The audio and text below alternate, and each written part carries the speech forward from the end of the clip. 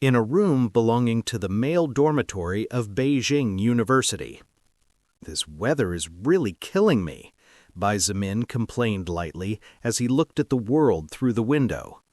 The rain was falling as if a deluge had beaten down on the world. The sound of the water drops hitting the window pane was soothing, but he could not appreciate the benefit. For the past year, the world's weather had become absurd from one day to the next. Deserts were suddenly flooded with all kinds of storms, and the Earth's poles began to defrost due to high temperatures. However, this was not all. Even when icy places like Antarctica began to thaw overnight, the next day temperatures plummeted again, freezing everything over. Scientists simply had no way of explaining the phenomenon. However, as a consequence of this, the major nations of the world practically forced the rest of the smaller countries to be careful with pollution, attributing everything that happened to malfunctions in the planet's protective layer. Now, even if the sun shone brightly, people always carried umbrellas in their hands, fearing a sudden storm. "As if this wasn't enough, I have to go to work in this damn storm," Bai Zimin sighed to himself and turned around to look for warmer clothes from the closet. Bai Zimin was just a normal 20-year-old student. His father was a small civil employee with no power, and his mother taught English at an elementary school. On the other hand, when he was still 12, his mother brought home a pretty girl who was 3 years younger than him. Her name was Meng Qi. Her parents had passed away, leaving her alone since no other family member wanted to take care of her. His mother, being the best friend of Meng Qi's mother, decided to take care of the girl. Since then, the 4 of them had been living together, and currently Meng Qi was a student at a prestigious high school in the capital. She would be attending the same university of Bai Zimin next year. As Bai Zimin was rummaging through his clothes, the whole world seemed to shudder fiercely as many things began to move from their places. Quickly, he held on to the closet tightly, preventing it from collapsing on top of his body and crushing him. Bai Zimin felt something strange inside him, as if he had been punched hard in the stomach, knocking the wind out of him. His face turned pale, and he had the urge to vomit, barely restraining himself. After about 10 seconds, everything seemed to return to normal. Things stopped moving. The few paintings that had been saved from falling to the ground no longer threatened to fall, and the sound of the rain falling fiercely could be heard again. The choking and suffocating sensation that Bai Zimin had felt a moment ago disappeared, and the cold coming through the broken windows embraced his body. However, he could no longer worry about the cold, the rain, or the previous earth-shaking. "The Soul Records has arrived on planet Earth. You can now view your status window whenever you wish. The first time, the window will open as a test." "What is this?" he muttered to himself as he read the strange green message that had appeared on his retina. Bai Zimin, level 0, race human, job none, title none, strength 12 of 10, agility 11 of 10, health 10 of 10, stamina 10 of 10, mana 109 of 0, magic 109 of 10. Bai Zimin's body was slim, but under his clothes were hidden very nice muscles due to his constant work as well as training. Considering that the number in parentheses shown in his status window was the base for a normal human being, his condition of the body was quite decent. Magic? He looked at the word magic with open eyes. Magic! A classic element of fantasy movies and light novels. Now, not only had a strange window appeared that seemed to display his physical talents, but the attribute magic had also appeared on him. Interesting. To think that I would meet a human with a high aptitude for magic as soon as I arrived in this lower world. A seductive, playful, and even a bit innocent voice sounded from behind him, blocking him from thinking any further about the events that had occurred. Bai Zimin turned around only to be stunned. A beautiful woman capable of provoking wars between nations was there when clearly no one was there before. Her skin was pale white with no imperfections and seemed to glow in the light, contrasting with her black hair that fell like a waterfall to the bottom of her back. Her eyes were a striking red that shone like two beautiful rubies. A black one-piece dress hugged her seductive curves, clinging to her body tightly, exposing only her two slender arms and two long, slender legs that could make even a saint drool. Bai Zimin had never seen such a beautiful woman in his entire life. The woman before him not only had a seductive and charming aura, but also had an innocent expression that did not seem to match with her body. However, before he could even ask for anything, several sounds and cries coming from outside made his body instinctively move to the window to see what was happening. Outside, the whole world he knew had changed, and what his eyes saw now was no longer the same thing he had seen just a minute ago. People were running everywhere, screaming and begging for help as they tried with all their might to get away from other people. "Help!" A pretty girl was running for her life as she looked behind her, getting as far away from one of those strange people as possible. In an oversight, she tripped against a stone and fell to the ground. "Watch out!" Bai Zimin unconsciously shouted. Unfortunately, it was already too late. One of those strange people, with its bloodied mouth, caught the girl who had fallen and fiercely bit one of the young girl's arms, making her cry out in pain. "Save me!" the young girl screamed painfully as she tried to free herself. Her expression was truly pitiful.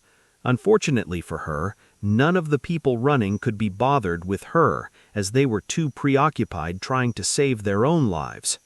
Soon, her body stopped moving. However, a few moments later, the girl stood up and began to stagger slowly as she chased after the noise. Seeing this, Bai Zimin's complexion turned pale, and he suddenly realized that these strange creatures were practically identical to the zombies from the Resident Evil movies. What's that?" Bai Zimin shocked when he saw a bee the size of a human fist suddenly buzzing towards a zombie. The zombie didn't even react to the attack when the bee's huge stinger pierced its head, directly crushing its brain and killing it on the spot. The bee opened the zombie's head and began to eat something. After a few moments, its body seemed to grow a few more inches before it stopped. As if sensing something, the bee left the zombie's corpse and shot straight towards the male dormitory. Bai Zimin's face changed when he saw that strange bee charging towards him. The bee's speed was really fast, and in just a few blinks, it had crossed the broken window, aiming its sharp, blood-stained stinger at his face. Bai Zimin reacted on instinct. His right hand reached out and grabbed a wooden chair next to him. Without even taking a second to think about it, he struck forward with all his strength. The wooden chair impacted hard against the bee, sending it flying against the adjoining wall. Seeing that the bee had fallen to the ground but was still moving, Bai Zimin raised the chair above his head and struck the bee's body 3 times before the creature stopped moving. A white energy orb shot out of the giant bee's body and entered his body. You gain level 5 Big Bee's soul power, agility +2, strength +2. 2 messages flashed before Bai Zimin's retina. He was surprised to discover how that strange energy seemed to nourish his muscles and bones, making his body more powerful quickly. What is this? He quickly stepped forward to pick up what was next to the bee's corpse. Blood manipulation, first order skill, level 5. You can control the blood flow of your body or the blood of your enemies to some extent. The effect of the skill depends on the user's magical power, mana, and imagination. A strange blood-red scroll was in his hands. The scroll emanated a sinister aura, and although it was clean and smooth, it gave a faint smell of blood from its interior. "That's really powerful skill," a somewhat surprised exclamation brought him out of his thoughts. Because of all that happened, and because he had almost lost his life a moment ago, Baizamin had forgotten the woman who had suddenly appeared in his room. He turned around and looked at the beautiful woman cautiously. Even if she was beautiful, with all the strange things going on, he didn't care. "My name is Lilith, a sixth-order succubus belonging to the demon faction. Visit and read more novel to help us update chapter quickly. Thank you so much." Baizamin was confused when he heard the beautiful woman's unusual introduction to him. However, although confused, he came to accept it rather easily. "I see," Baizamin nodded. His expression was indifferent, and his guard was still up. Even if he couldn't win, at least he didn't want to be slaughtered without fighting for his life. "So, what are you doing here?" Lilith blinked her beautiful ruby eyes, and her long eyelashes fluttered for a split second. She looked at the human in front of her with growing interest and said, a little surprised, "You're not surprised by what I just told you? You believe me so easily?" "Believe you?"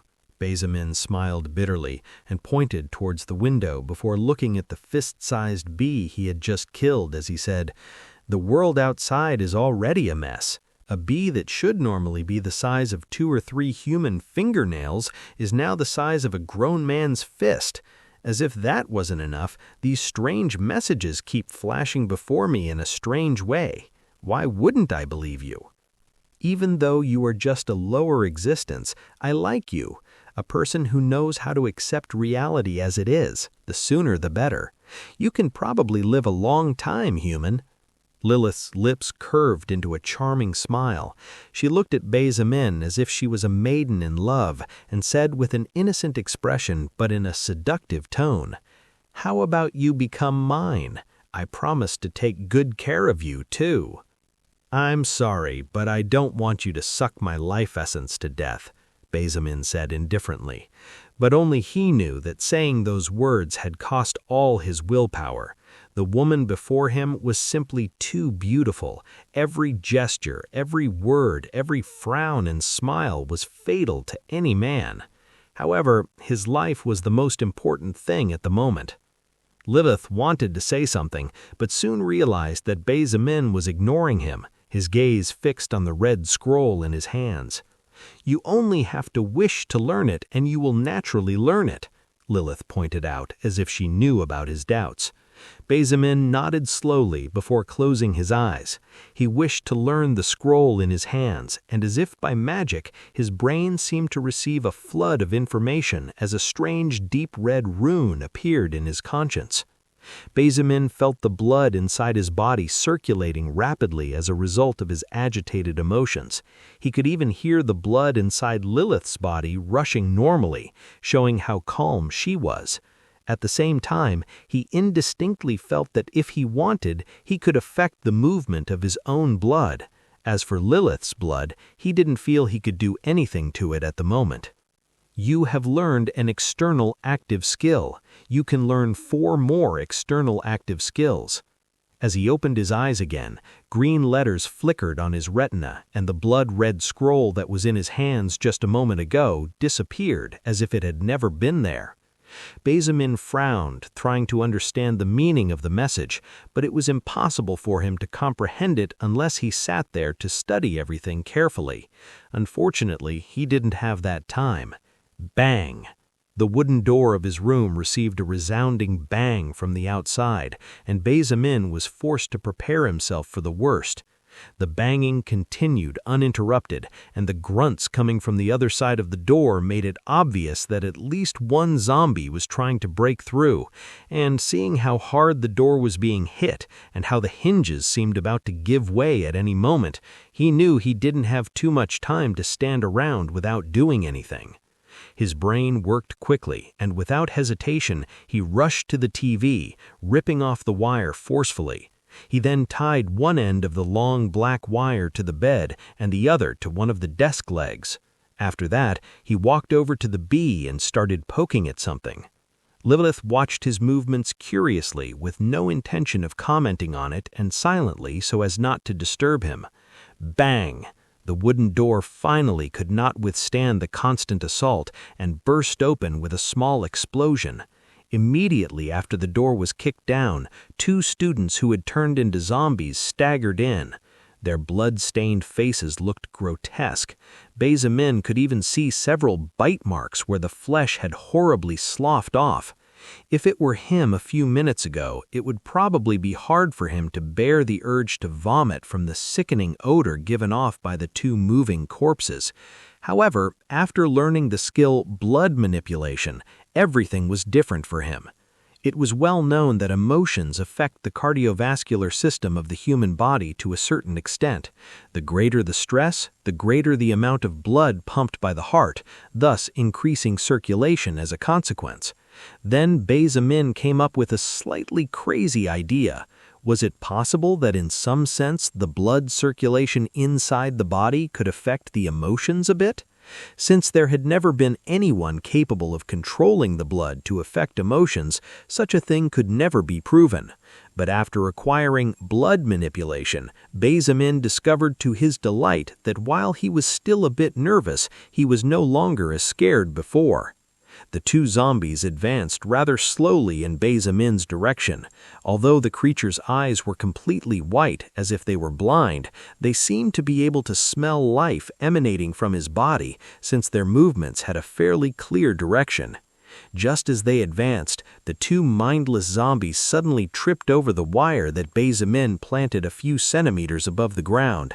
The bed creaked and moved slightly due to the strong pull, but it was enough for the 2 zombies to fall flat on their faces. Bae-Min's eyes flashed as he shot forward at full speed, unwilling to pass up the opportunity. Reaching in front of the first zombie, he mercilessly stabbed the head of the now helpless creature with the sting of the bee he had just killed not long ago. The mutated bee's stinger had a length of 2 human fingers and a width of at least 3 fingers, so it easily pierced the zombie's head, crushing the brain and killing the creature easily. Before the second zombie could react, Bae-Min quickly stabbed its head ruthlessly, killing it in a second as well. You have acquired soul power of normal zombie level 4. You get +4 stamina. You have acquired soul power of normal zombie level 3. You get +1 stamina. You have leveled up to level 2. You get 2 status points to distribute freely. Before Bae-Min could sigh in relief and relax his nerves, 2 more zombies staggered into the room while grunting in his direction. Due to the strong pull of the other 2 zombies, the wire is currently practically dragging on the ground, making the small trap completely useless. However, Bae-Min did not panic and quickly concentrated. With a thought, he mobilized the mana inside his body according to the instructions of the skill, blood manipulation. After spending 20 mana points, Bae-Min used the blood of the 2 zombies killed by him earlier, and just as the 2 new zombies passed by the corpses of their kind, 2 arrows of red blood shot out at full speed towards the back of the creature's heads. The congealed blood arrows were extremely sharp after being controlled by Bae-Min, and easily pierced the zombie's head, crushing part of the brain and killing the 2 creatures easily. You have acquired soul power of normal zombie level 3. You get +1 stamina. You have acquired soul power of normal zombie level 3. Bae-Min looked at his hands gratefully as his doubts were cleared. However, he soon asked again, "Why are you here?" Only now that his nerves had calmed down a bit did he finally dare to ask more questions. If he had done so earlier, he might have died in his zombie's mouth or killed by the giant bee from before. Lilith's beautiful ruby eyes had a strange glint in them as she pointed to the door and said with a charming smile, "I'll explain everything later. For now, don't you think it's better for you to look for a safe place?" Bazemin looked at the broken-down door and finally nodded. In fact, this was not the best place to ask questions, so he quickly said, "You're right. Let me pick up a few things, and then we'll leave this place." He quickly grabbed a mountain backpack and stowed the cable he had used earlier, 2 large bottles of pure water, and some snacks he had bought earlier. He had nothing else of use there. Then Bazemin looked out the window and couldn't help but complain. Really, me and my bad luck. Bazemin's room was on the 5th floor. It was impossible for him to climb down through the window. With no other option, he had no choice but to walk to the door to get out of the building. Lilith's beautiful ruby eyes had a strange glint in them as she looked at the head wound of the 2 zombies that Bazemin had killed with his blood manipulation skill.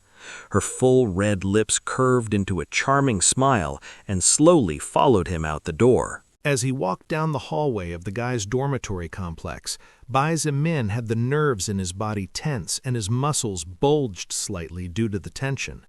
Because today was Saturday, most of the guys in the dormitory had gone out to enjoy the good life. Most of them could have fun during the times when studying was not necessary as their families supported them from behind. Unfortunately, Bazemin's life was not so good. The salary of his father and mother together could only afford to pay for the college expenses of one of them, Bazemin or Mengqi. Because of this, Bazemin strongly refused to accept his parents' money and started working in a repair shop near the university. That way he could study and his younger foster sister could study as well. Although she felt guilty, there were not many options for a poor family. Lilith, who was following him step by step, suddenly said in a casual voice, "How about using the 4 free status points you have?" Bazemin did not look back and replied while he shook his head, "No, if I use them casually now, I might regret it later. Right now I don't know which attribute could save my life in times of need, and a sudden impulse might be my only hope." Lilith was silent for a few seconds before nodding in understanding. She licked her lips as she looked at his back with glittering eyes and purred, "I like you more and more." Bazemin's breathing became slightly heavy as he heard that charming tone of voice, and it took all his willpower not to turn around to rip the clothes of the beauty behind him. Something told him that if he tried to do something like that, he would probably regret it for the rest of his life. Besides, even though she seemed to be helping him, Bazemin was a careful person by nature. Therefore, he was still with his guard slightly up against Lilith. Suddenly, 3 male zombies appeared at the end of the corridor, crawling towards him with trembling steps.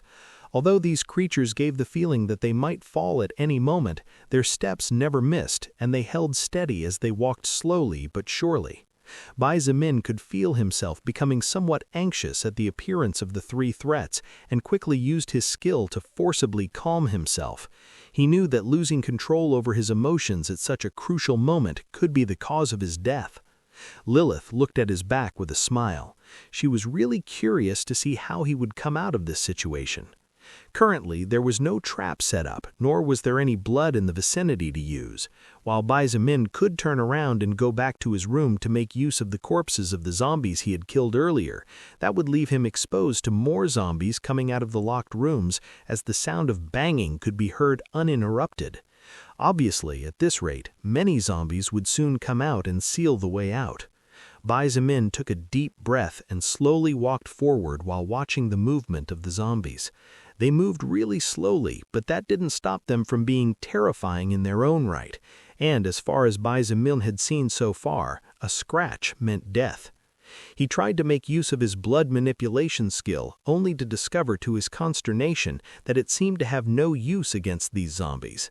Lilith felt the flow of mana and knew what he wanted to do, so she quickly explained, "Although your skill is really strong, dead creatures are practically your nemesis during the initial stages, as these zombies feel no pain." Bazemin immediately understood what the succubus behind him meant. With a thought, he spent 15 points of mana to fiercely reheat the blood inside the zombies' bodies and guided it to the eyes. The results showed immediately. The eyes of the 3 zombies exploded due to the internal heat, and blood began to gush out like a fountain. Bai Zimin did not pass up the opportunity and spent another 30 points of mana to create 3 frozen blood arrows from the blood the creature spilled, killing the 3 zombies at the same time.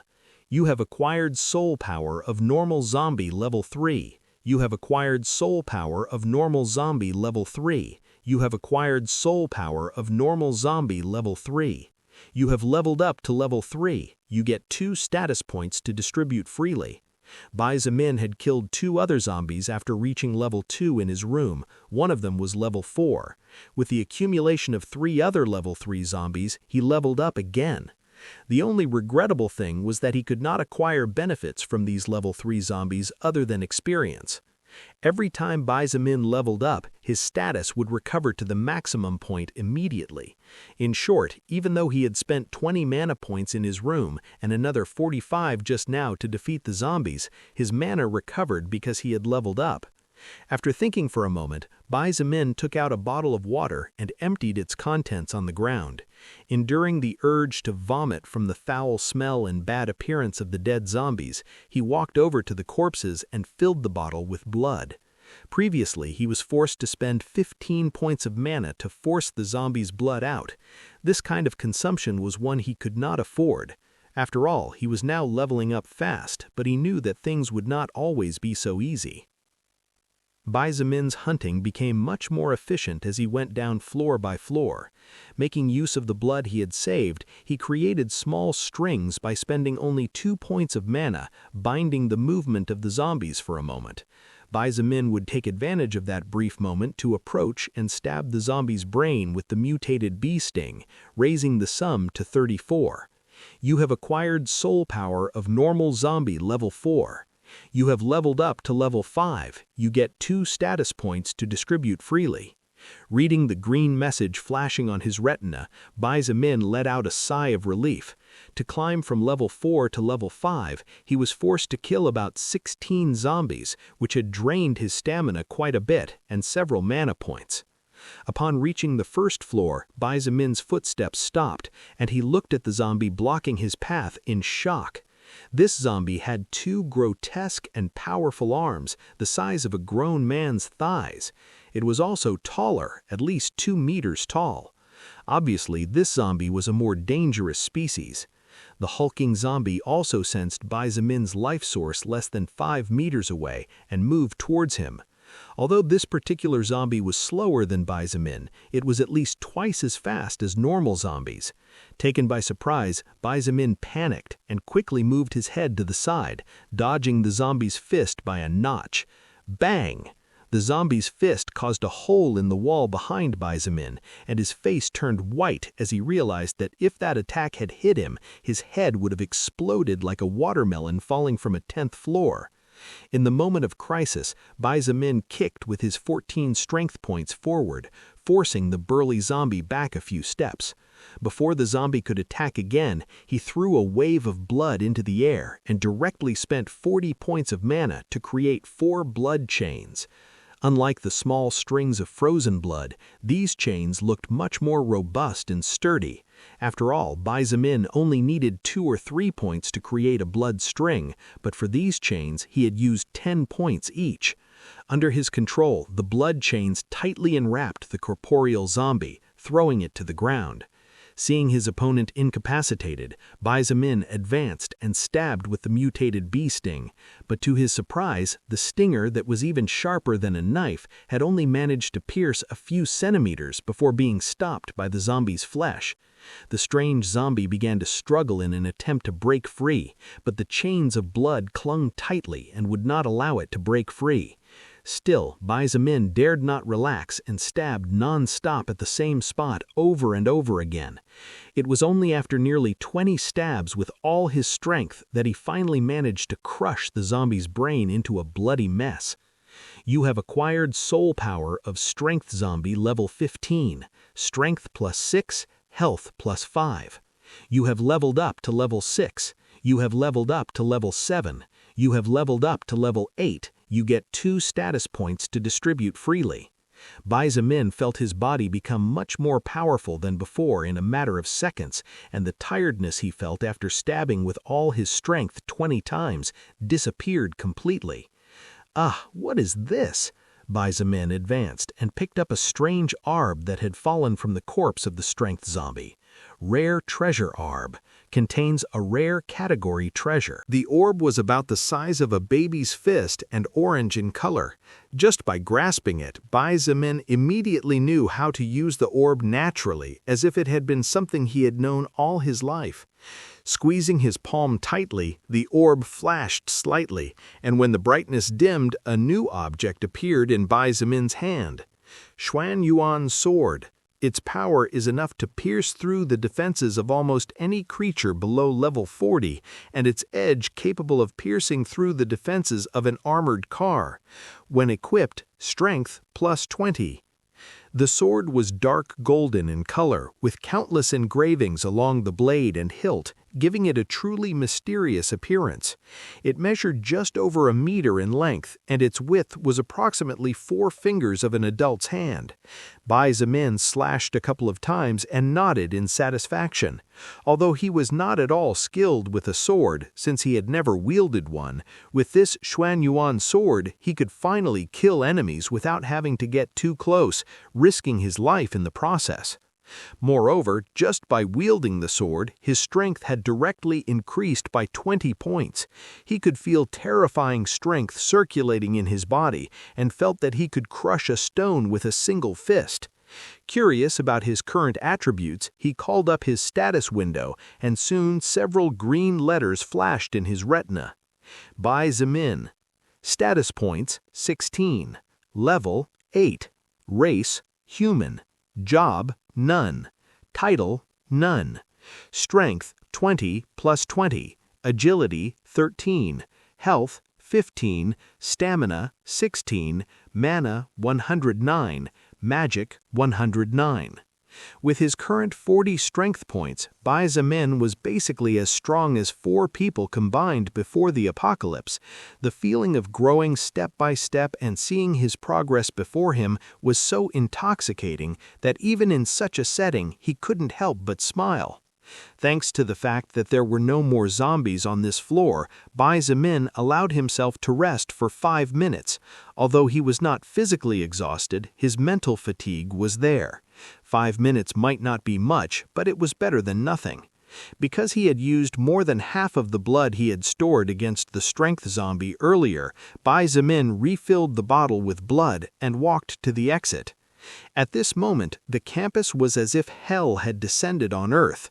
Students were rushing about in a disorderly manner while being chased by zombies, oversized insects, and animals of terrifying size. These strange creatures were also killing each other. The defeated were being devoured by the victors, becoming nothing more than sources of power for others to become stronger. Many students were also bleeding while screaming and crying, constantly asking for help. Seeing this, Bai Zimin could not help but tighten his grip on the Xuan Yuan sword. Even if he was normally indifferent, even if he wasn't a social person with too many friends, seeing his own kind being devoured wasn't exactly pleasing to the eye. Humans kill pigs, sheep, cows, goats, and many other species to consume them and live. Lilith's voice, who had been silent all this time, echoed next to him. Now that the world has changed, humans are no longer the only ones who will hunt to survive. The sooner you accept this fact, the easier it will be for you. Bai Zimin just continued to be silent. Even if he knew that Lilith's words were the truth, it was not so simple to change his mind in a matter of minutes. However, he also knew that his #1 priority was to survive. Even if he had to crawl out of hell, he would definitely survive and search for his family. A rather pretty girl was running while a brown dog that was almost 5 feet tall was chasing her at an outrageous speed. In a matter of seconds, the giant dog pounced on the girl and threw her to the ground. The girl's eyes flashed with terror as she saw the terrifying monster open its jaws wide. Just when her throat was about to be ripped in half, there was a sharp flash that flickered for a second. The giant dog's movement stopped completely, and a second later, its head detached from its body. Warm blood fell on the girl's body, but after living through so many things, she did not scream and looked at the person who had just saved her life. This person was naturally Bai Zemin. You have acquired mutated dog level 9 soul power, agility +4, stamina +4.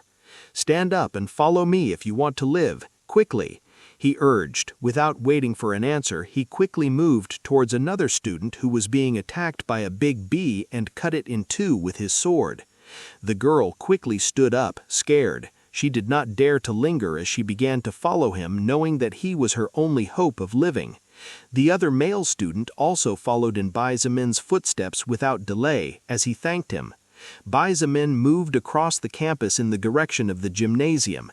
That was probably the only place that could currently be safe, since there were no glass windows for the mutated monsters to get into. Although he urgently wanted to go and find his family, he first needed to understand the situation he was in.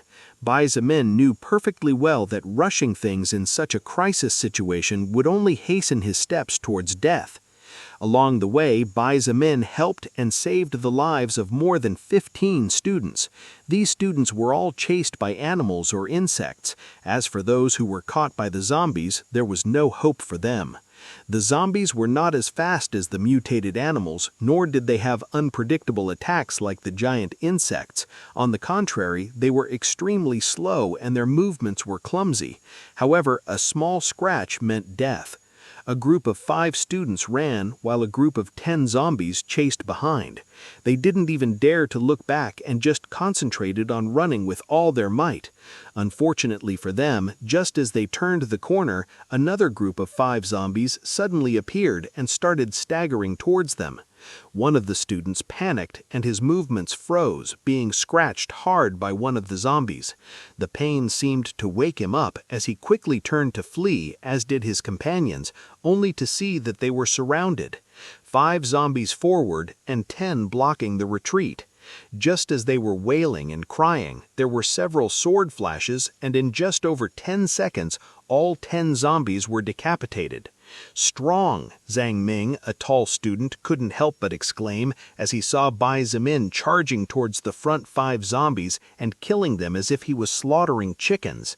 "There was a student this strong in our university?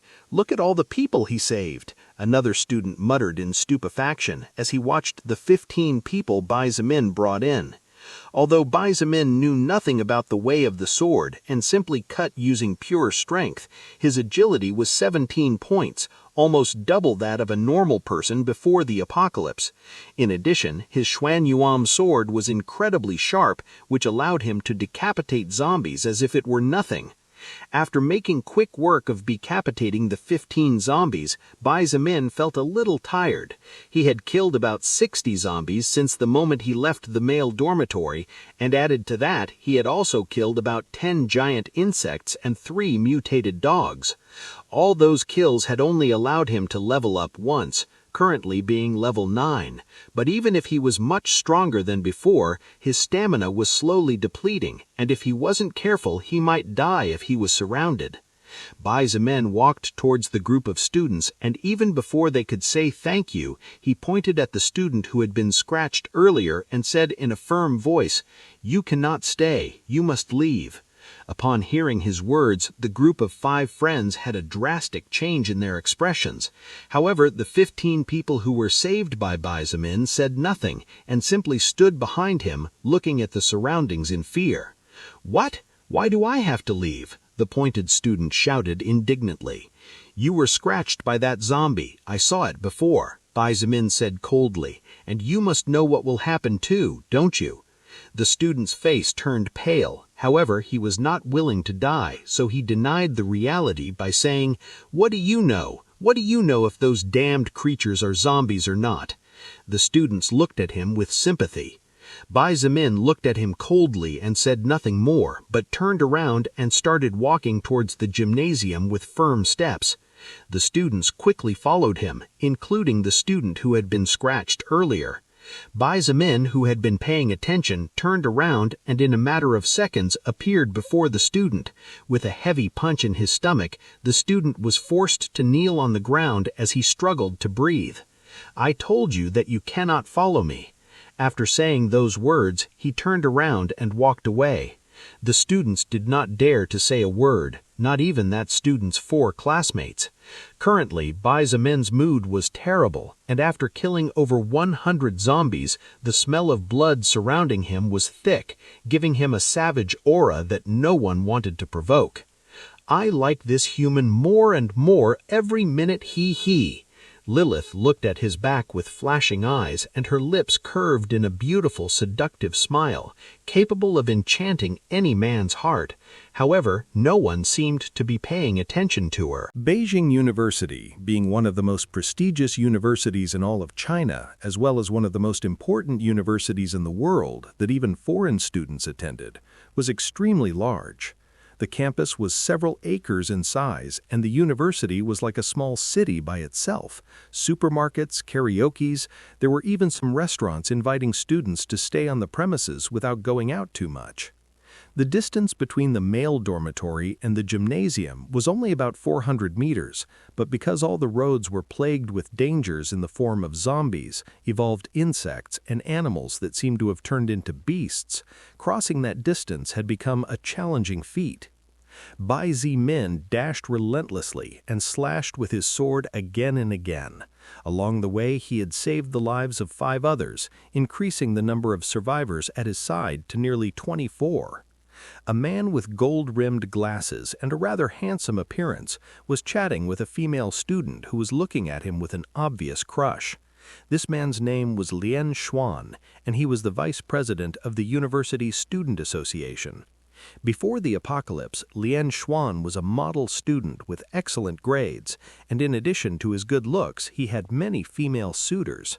Even now that the world had changed, there were some surviving girls who looked at him with strange glints in their eyes. Lian Xuan had also dared to fight, since at that time he had no other options if he wanted to survive. He was currently level 3 and could handle 2 or 3 zombies by himself.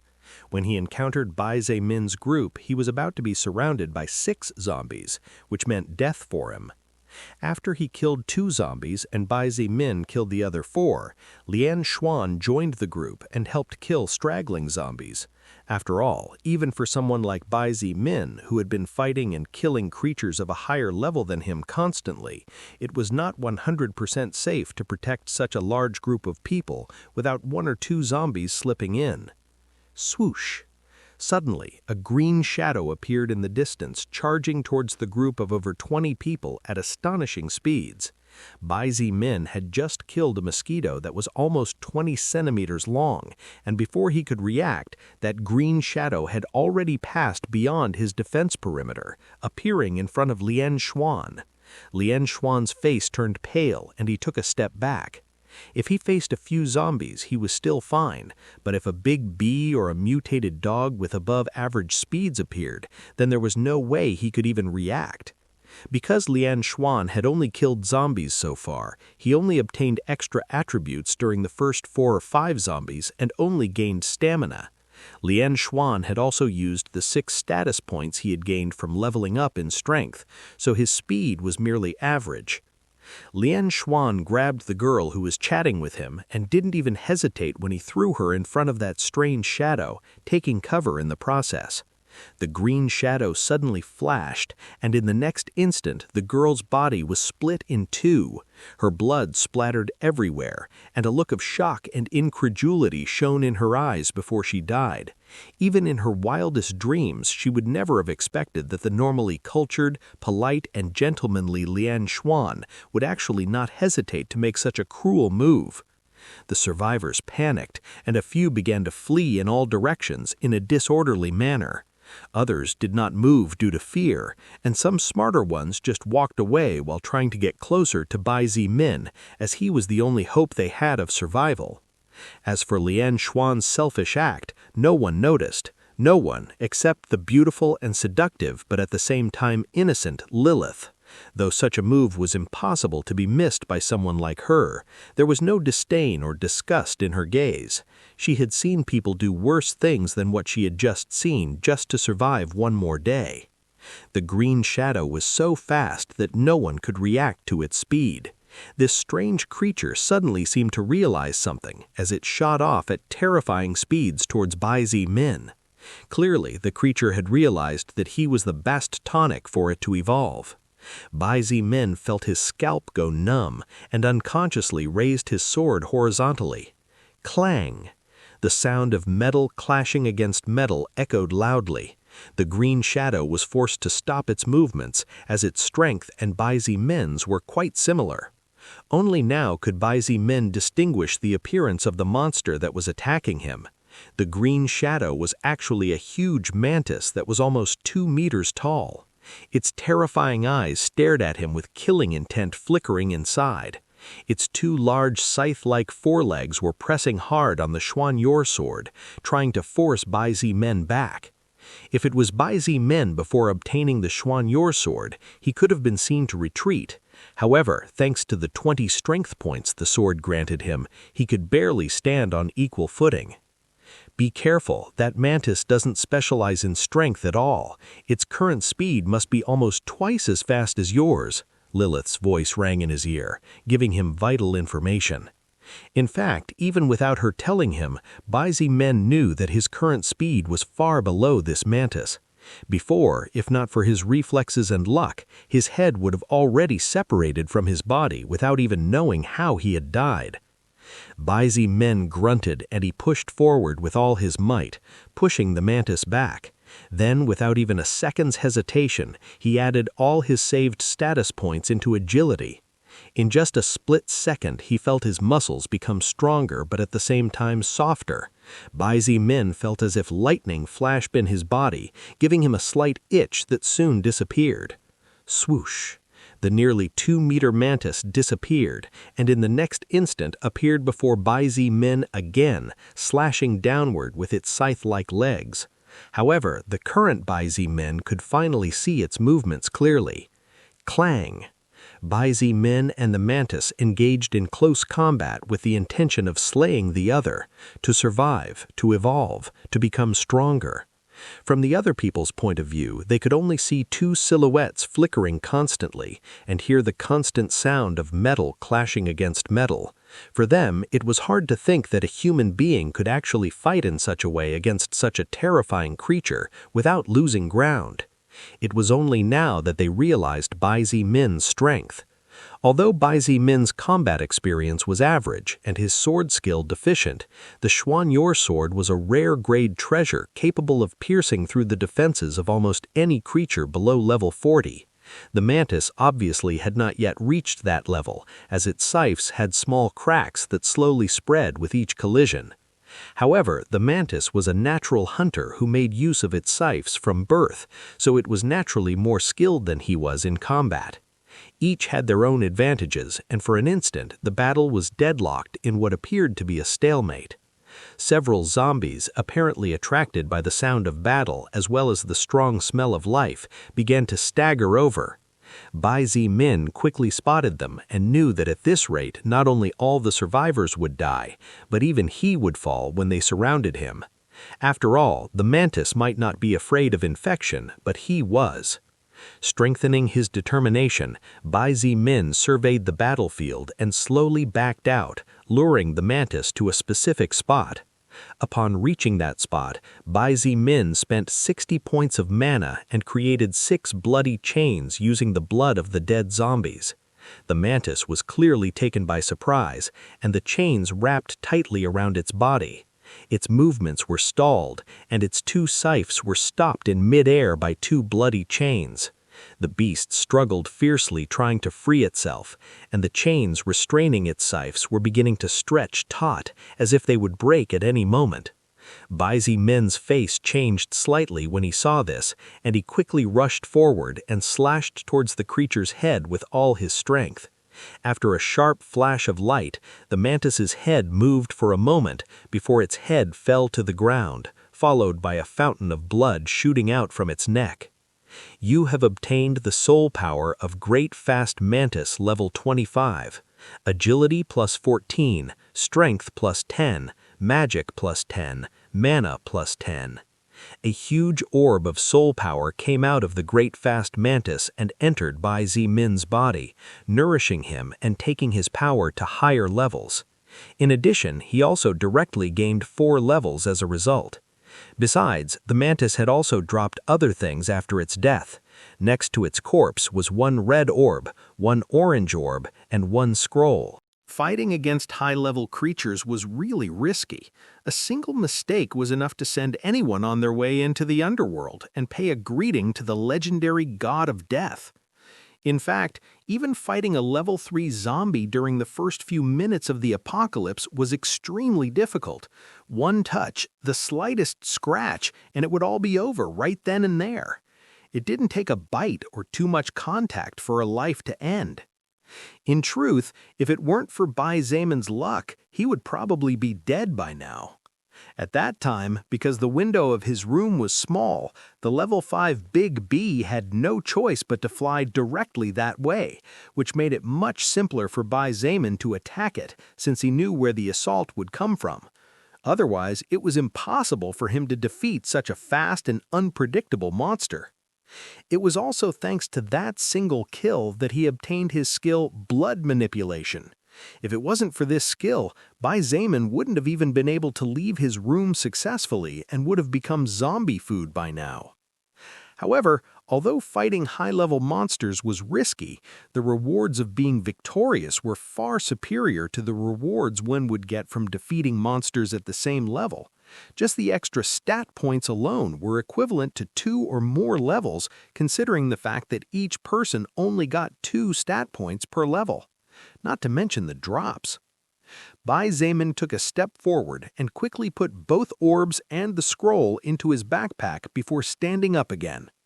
Immediately and without a moment's rest, he stomped hard on the ground beneath his feet and charged towards the zombies staggering in his direction. A minute later, the remaining zombies had been purged by Bai Zimin.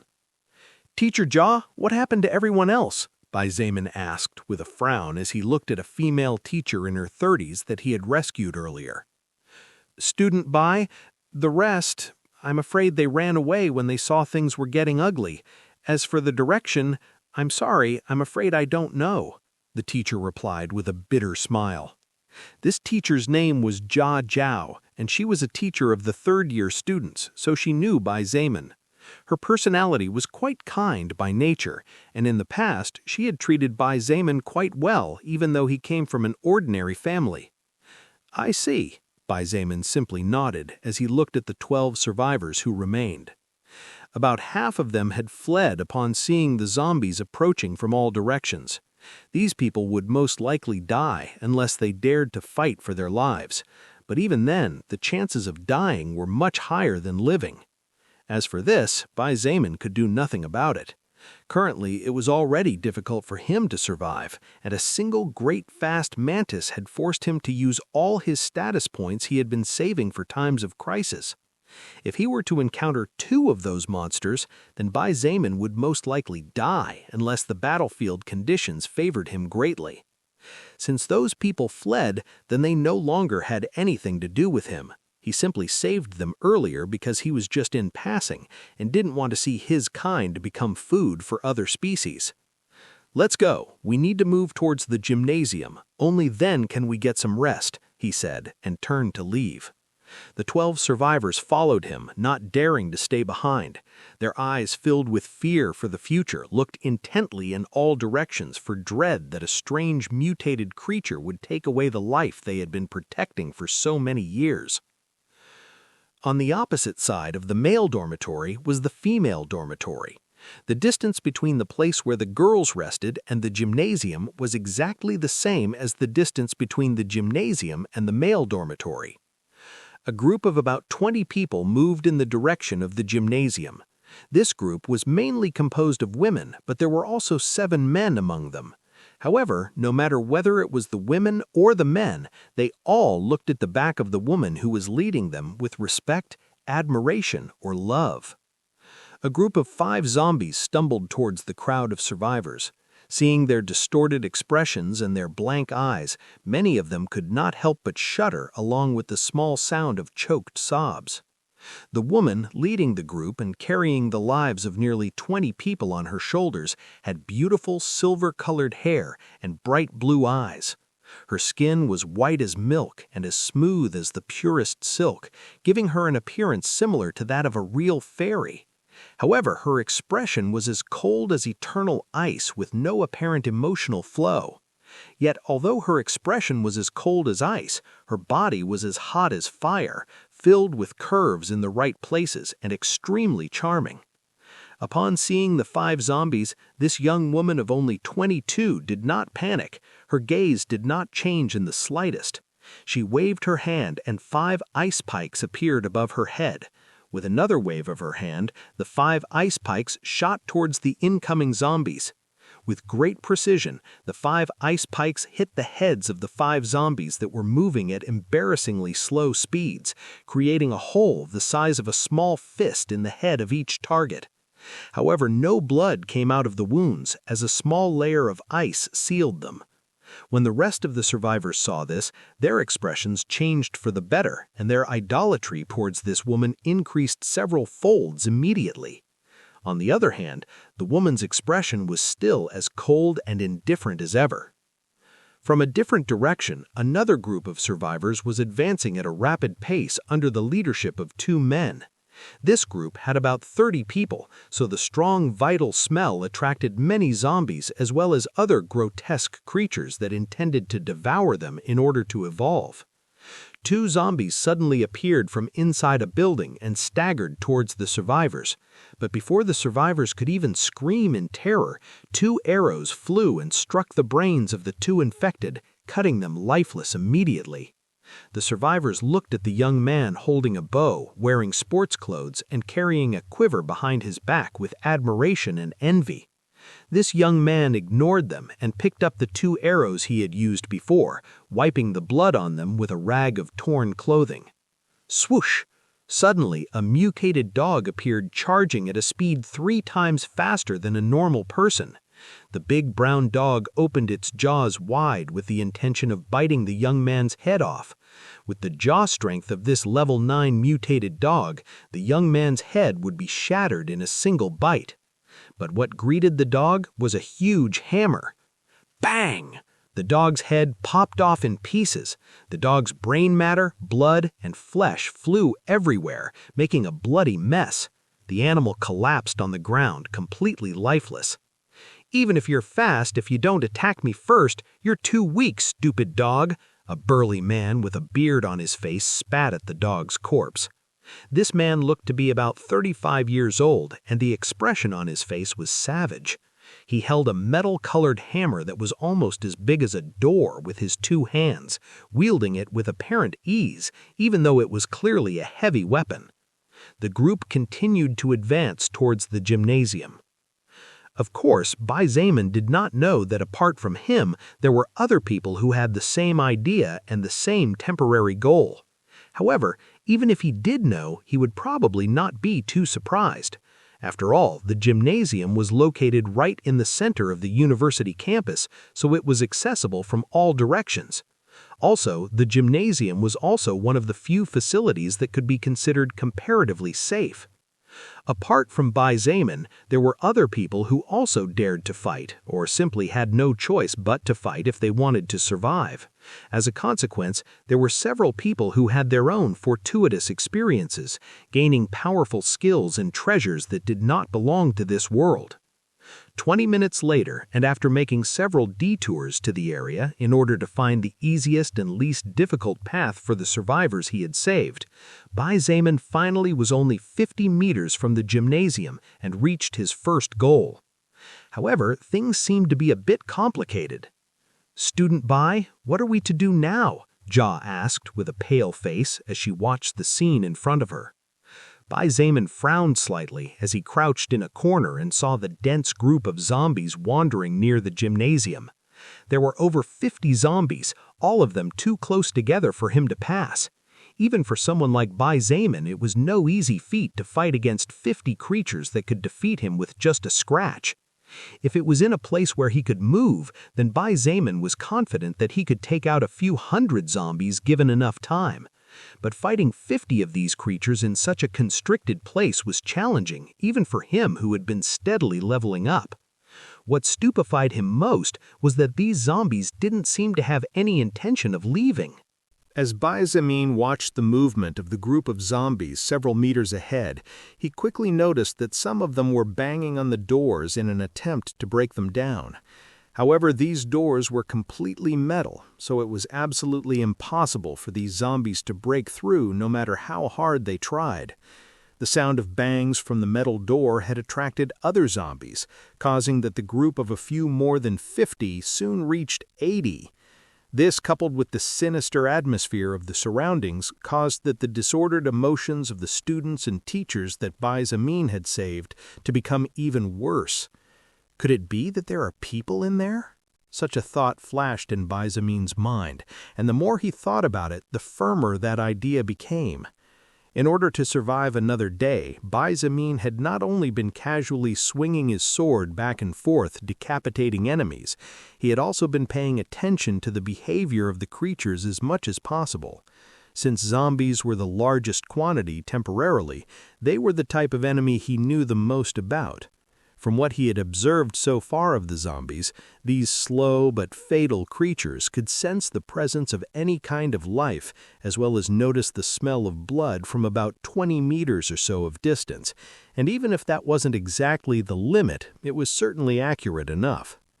There are definitely people in there, Baizamin finally concluded.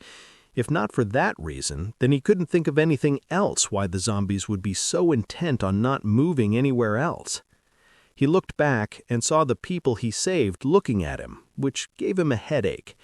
If it wasn't for these people being here, Baizamin would have already taken out the treasures he obtained after defeating the great fast mantis, and among those treasures maybe there was something that could help him get out of the difficult situation he was in.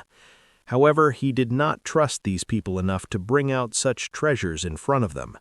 It was precisely because he did not want to reveal his strength completely that he merely used his blood manipulation for a moment in order to defeat the mantis before stopping as quickly as possible. As if she knew his thoughts, Lilith, who was standing next to him, smiled and said casually, "How about you just abandon them? Everything will be much easier for you if you leave behind these burdens that could stab you in the back at any moment." Baizamin looked at her with a frown without saying anything. "Don't look at me like that. Just saying." Lilith shrugged her shoulders and didn't say anything else. She knew it was impossible for Baizamin to do something like that. After all, it had only been about an hour since he had been forced to fight for his life wielding a sword. There was no way he could change that much without experiencing the cruelty of the world. However, Lilith was sure that he would adapt soon. Otherwise, then he would just die unless he had the strength to back up such a mentality. Just when Baizamin did not know what to do, the group of now more than 80 zombies suddenly became hectic. One arrow flew from a distance, accurately striking a zombie's forehead. Before the zombies could react, another arrow shot out from the same direction, and another zombie collapsed. Strong. Baizamin was a little surprised. He didn't know who the attacker was, since there were several buildings blocking his view. However, that person's archery skill was really top-notch. Unfortunately, after 5 arrows, the assault was temporarily stopped. Apparently, the attacker was quite close, and the zombies were surrounding that person. "All of you wait here." Leaving those words behind, Baizamin jumped out of his hiding place like a tiger and charged towards the zombies. In a matter of seconds, the distance of 50 meters separating him and the zombies had been crossed. Baizamin slashed with his sword twice at lightning speed, and the heads of 2 zombies flew into the air. "You have acquired level 4 normal zombie soul power. You have acquired level 4 normal zombie soul power." Within 5 seconds, 7 zombies had been decapitated by Baizamin. Liang Pang, who carried a huge 2-meter hammer, swung it at a zombie, sending it flying 10 meters. The zombie fell to the ground with the upper half of its body deformed and its head completely crushed. However, he soon noticed a man several years younger than him slaughtering zombies like ants, and his eyes widened. "Fuck, damn it! What's wrong with that insane speed? Liang Pang cursed. Bai Zimin's current agility had already reached 54 points, which meant that he was more than 5 times faster than the average person before the apocalypse. His movements were extremely fast, so when Bai Zimin killed 5 or 6 zombies, Liang Pang had only killed one that was close to him. On the other hand, Bai Zimin also noticed Liang Pang with his huge hammer and was surprised. Wasn't that the university security guard? At what point had he become so strong as to carry that hammer? However, just as his mind was beginning to wonder, another change swept the battlefield. Ice bullets. A cold but pleasant-sounding voice echoed. Immediately afterwards, 10 tiny spheres of ice floated into the air and shot out towards 10 different zombies, hitting them in the head with accuracy and taking their lives. Oh, that woman's control of mana is greater than yours. As if that wasn't enough, her current magic power is only slightly less than what you had when the soul records reached this lower world. How strange. Lilith's surprised and somewhat confused voice sounded next to Bai Zimin. Since the time he had saved other people and these people didn't even look at Lilith, Bai Zimin had come to the silent conclusion that she was invisible to others and only he could see her. Therefore, he wasn't too surprised to see her casually strutting around the place. Bai Zimin looked at her with a frown without saying anything. "Don't look at me like that. Just saying." Lilith shrugged her shoulders and didn't say anything else. She knew it was impossible for Bai Zimin to do something like that. After all, it had only been about an hour since he had been forced to fight for his life wielding a sword. There was no way he could change that much without experiencing the cruelty of the world. However, Lilith was sure that he would adapt soon. Otherwise, then he would just die unless he had the strength to back up such a mentality. Just when Bai Zimin did not know what to do, the group of now more than 80 zombies suddenly became hectic. One arrow flew from a distance, accurately striking a zombie's forehead. Before the zombies could react, another arrow shot out from the same direction and another zombie collapsed. Strong. Bai Zimin was a little surprised. He didn't know who the attacker was, since there were several buildings blocking his view. However, that person's archery skill was really top-notch. Unfortunately, after 5 arrows, the assault was temporarily stopped. Apparently, the attacker was quite close, and the zombies were surrounding that person. "All of you wait here." Leaving those words behind, Bai Zimin jumped out of his hiding place like a tiger and charged towards the zombies. In a matter of seconds, the distance of 50 meters separating him and the zombies had been crossed. Bai Zimin slashed with his sword twice at lightning speed, and the heads of 2 zombies flew into the air.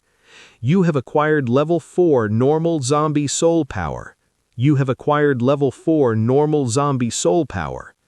Within 5 seconds, 7 zombies had been decapitated by Bai Zimin. Liang Pang, who carried a huge 2-meter hammer, swung it at a zombie, sending it flying 10 meters. The zombie fell to the ground with the upper half of its body deformed and its head completely crushed. However, he soon noticed a man several years younger than him slaughtering zombies like ants, and his eyes widened. "Fuck, damn it! What's wrong with that insane speed?" Liang Pang cursed. Bai Zimin's current agility had already reached 54 points, which meant that he was more than 5 times faster than the average person before the apocalypse. His movements were extremely fast, so when Bai Zimin killed 5 or 6 zombies, Liang Pang had only killed one that was close to him. On the other hand, Bai Zimin also noticed Liang Pang with his huge hammer and was surprised. Wasn't that the university security guard? At what point had he become so strong as to carry that hammer? However, just as his mind was beginning to wonder, another change swept the battlefield. Ice bullets. A cold but pleasant-sounding voice echoed. Immediately afterwards, 10 tiny spheres of ice floated into the air and shot out towards 10 different zombies, hitting them in the head with accuracy and taking their lives. "Oh, that woman's control of mana is greater than yours. As if that wasn't enough, her current magic power is only slightly less than what you had when the soul records reached this lower world. How strange!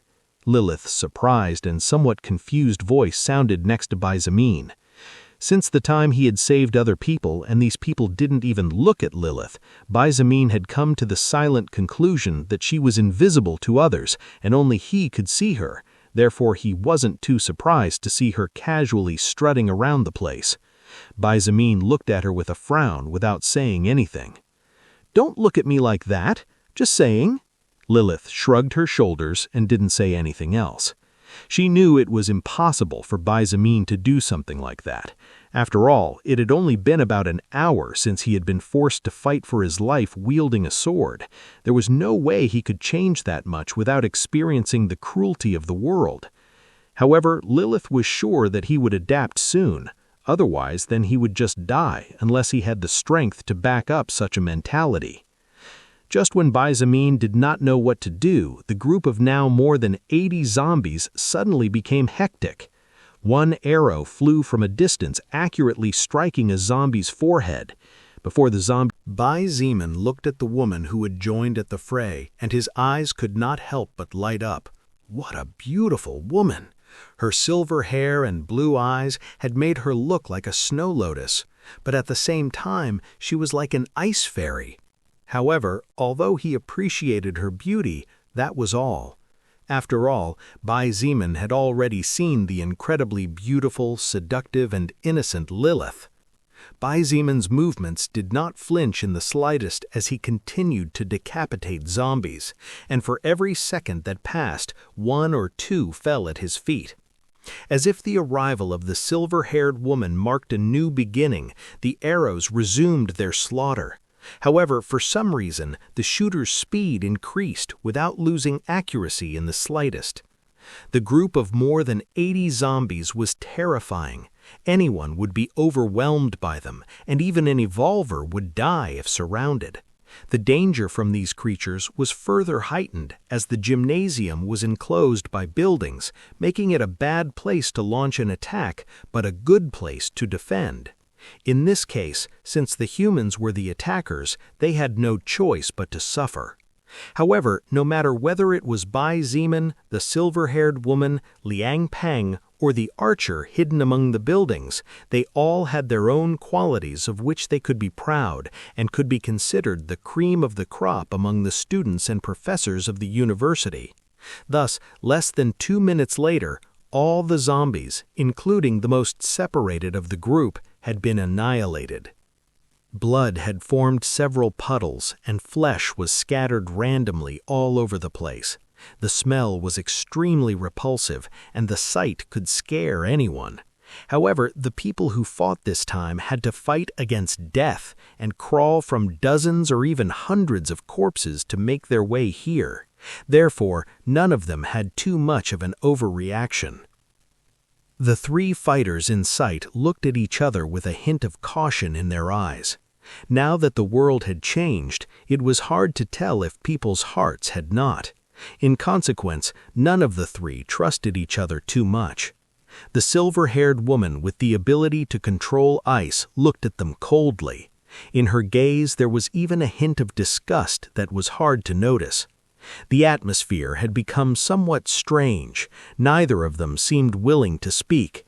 At that moment, the sound of hurried footsteps coming from the distance caused Bai-Zamin's gaze to turn in that direction. A handsome young man of 22 or 23 in blue sportswear, with a bow in his left hand and a half-empty quiver on his back, hurried over. "So that guy is the archer from before," Bai-Zamin thought silently. When the young archer saw the silver-haired woman, his eyes lit up, and as if a weight had been lifted from his shoulders, he smiled. "Bing Shui, I'm glad you're okay."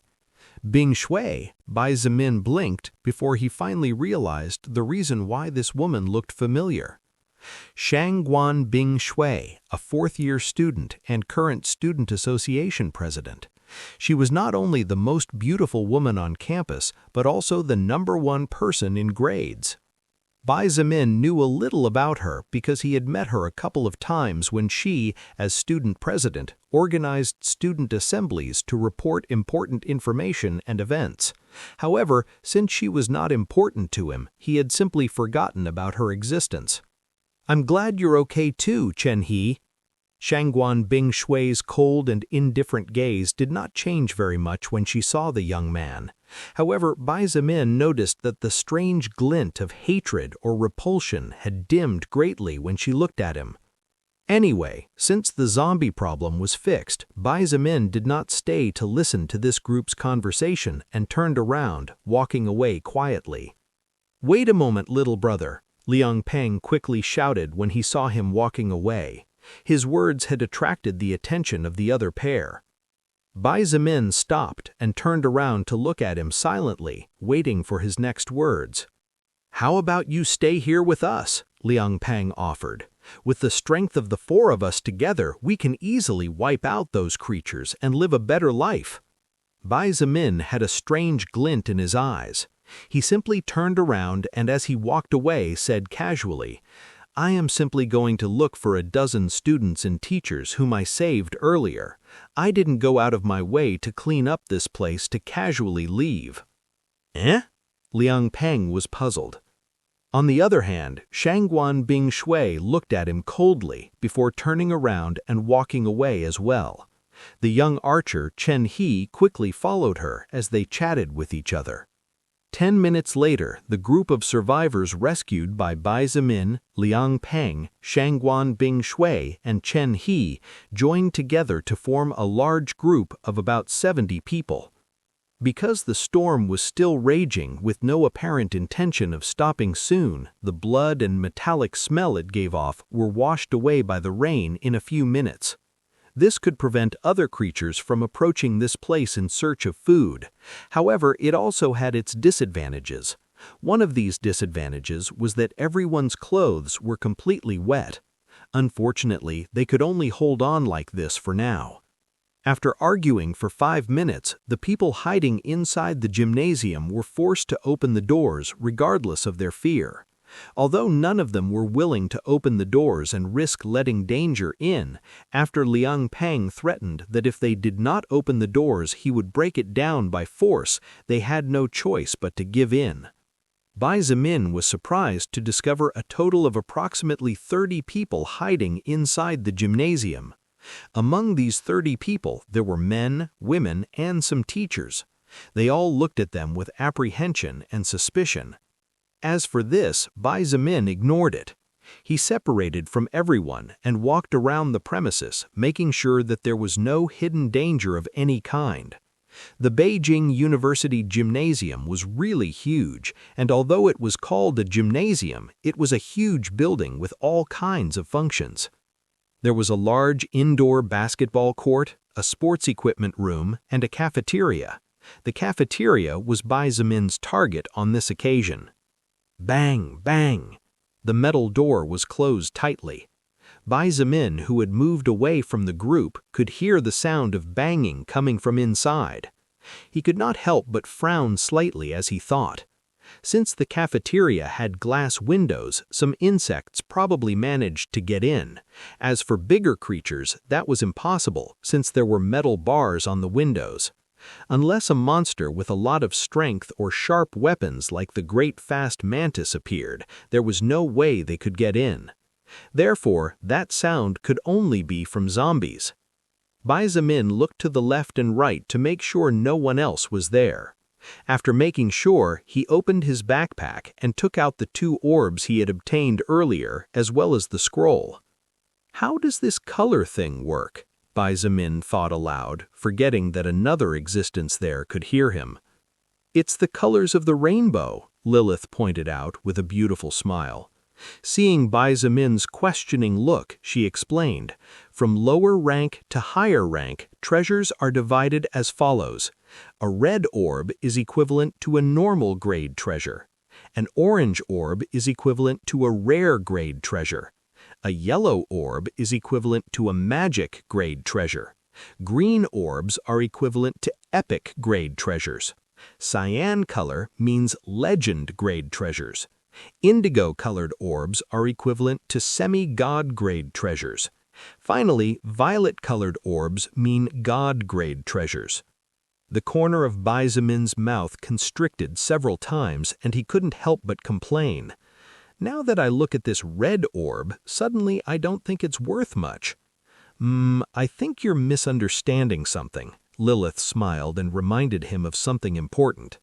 Even a red-grade treasure is more valuable than a high-tech machine gun. Let me explain something to you. When you defeat a creature, you absorb its soul power. When that creature's soul power is much higher than yours, the soul record concentrates all the power you were unable to absorb in the form of treasures. The higher the level of your enemy, the higher the chances of getting a higher quality treasure, and the higher the remaining soul power, the higher the probabilities go up even more. Therefore, even the red-colored orb in your hands is more valuable than you think at the current stages. Bai Zimin couldn't help but feel better. Although he felt like asking more questions, he first wanted to finish what he was about to do. The questions could be asked later. After squeezing the red orb hard, it broke, and a new treasure appeared before Bai Zimin. Velocity boots, normal grade treasure. Extremely light, easy to wear, and automatically adapts to the body. When equipped, agility +10. Bai Zimin's eyes lit up and his heart filled with joy. It was just a normal treasure, but these boots increased his agility by 10 points. This was equivalent to 1/5 of Bai Zimin's total agility. He quickly equipped the boots and immediately felt his body become much lighter than before. Now, with his 64 agility points, Bai Zimin was more than 6 times faster than a normal person before the arrival of the soul record on planet Earth. Repressing his latent excitement, he did the same with the orange orb. Full coat, rare treasure. A jacket that covers from the upper body to the knees. It can stop anything from light shotgun shells to 9mm caliber bullets. When equipped, all attributes +5. Bai Zimin held the jacket in his hands and almost wanted to roar at the sky to say thank you. With this treasure, he was now impervious to several types of firearms. Even if medium caliber bullets were too strong, with this treasure his survivability had skyrocketed another level. He didn't even have to fear being scratched by zombies. As long as he protected his head and from the knees down, there should be no problem with his safety. Without delay, Bai Zimin took off the wet jacket he was wearing and put on the full coat. He immediately felt his attributes improving once again, much to his delight. That treasure is good, among the best quality within the rare grade, just like your Shuangyan sword. Congratulations! Lilith smiled cheerfully at him. Bai Zimin was surprised when he realized she actually looked genuinely happy for him, puzzling him. "Lilith, why are you nice to me?" he asked, feeling a little suspicious. Lilith bit her lips and blinked her long eyelashes as she said in a soft voice, "I already told you, I want you to be mine." Bai Zimin rolled his eyes and wisely decided to stop asking. Although his appearance wasn't bad, he wasn't a handsome guy either, much less handsome enough that the biggest beauty he had ever seen in his entire life would fall in love with him at first sight.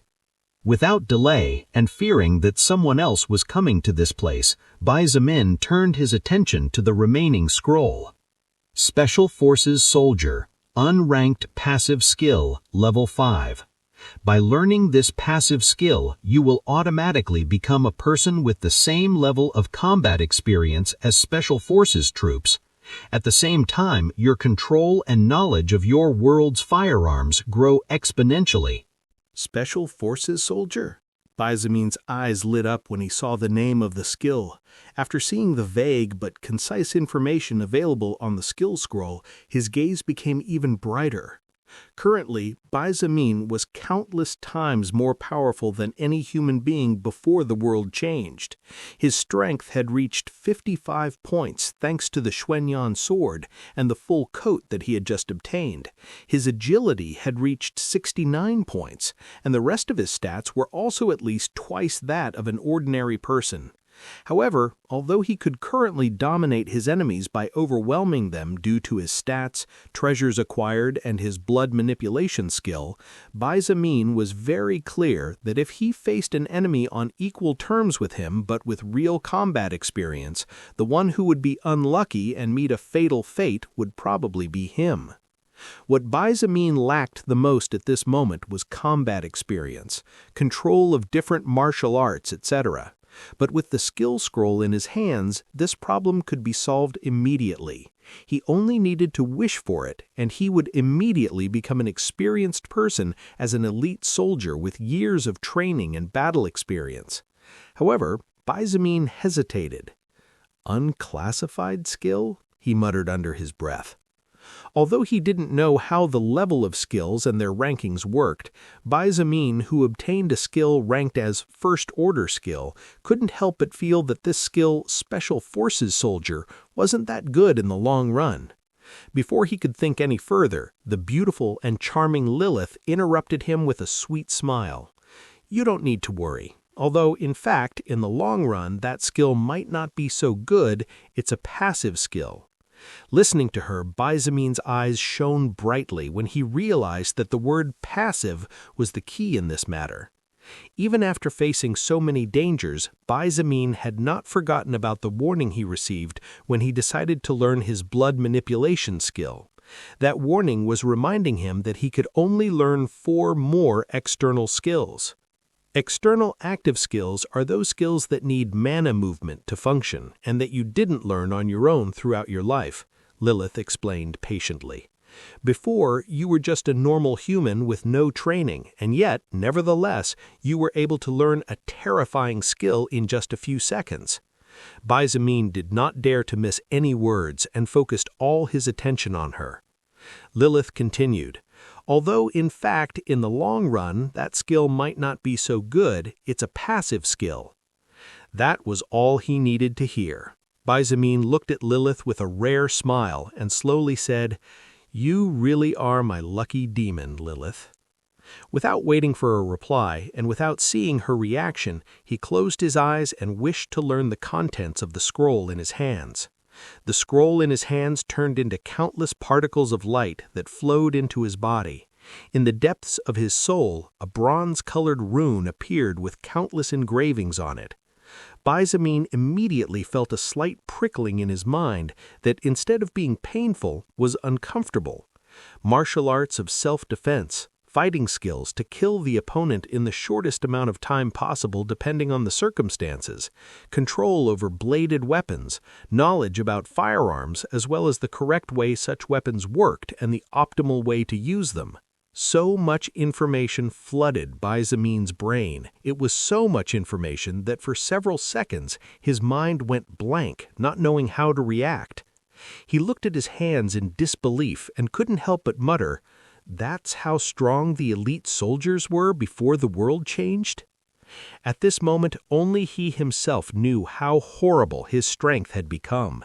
His stats had not changed at all, but Baizamin was confident that if he met the great fast mantis again, he could finish it off in less than 3 seconds, even without using his blood manipulation skill.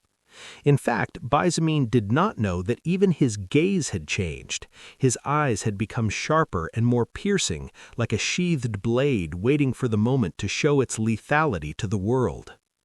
Well, you gained the combat experience of the best elite soldiers in the history of your world, so it's understandable that your strength took a big step forward, Lilith smiled. Her voice was extremely pleasant to listen to. Although you were strong by human standards before, your combat experience was simply too lacking. Now you can barely consider yourself a novice. Baizamin looked at Lilith with a doubtful look. A novice? He didn't think so.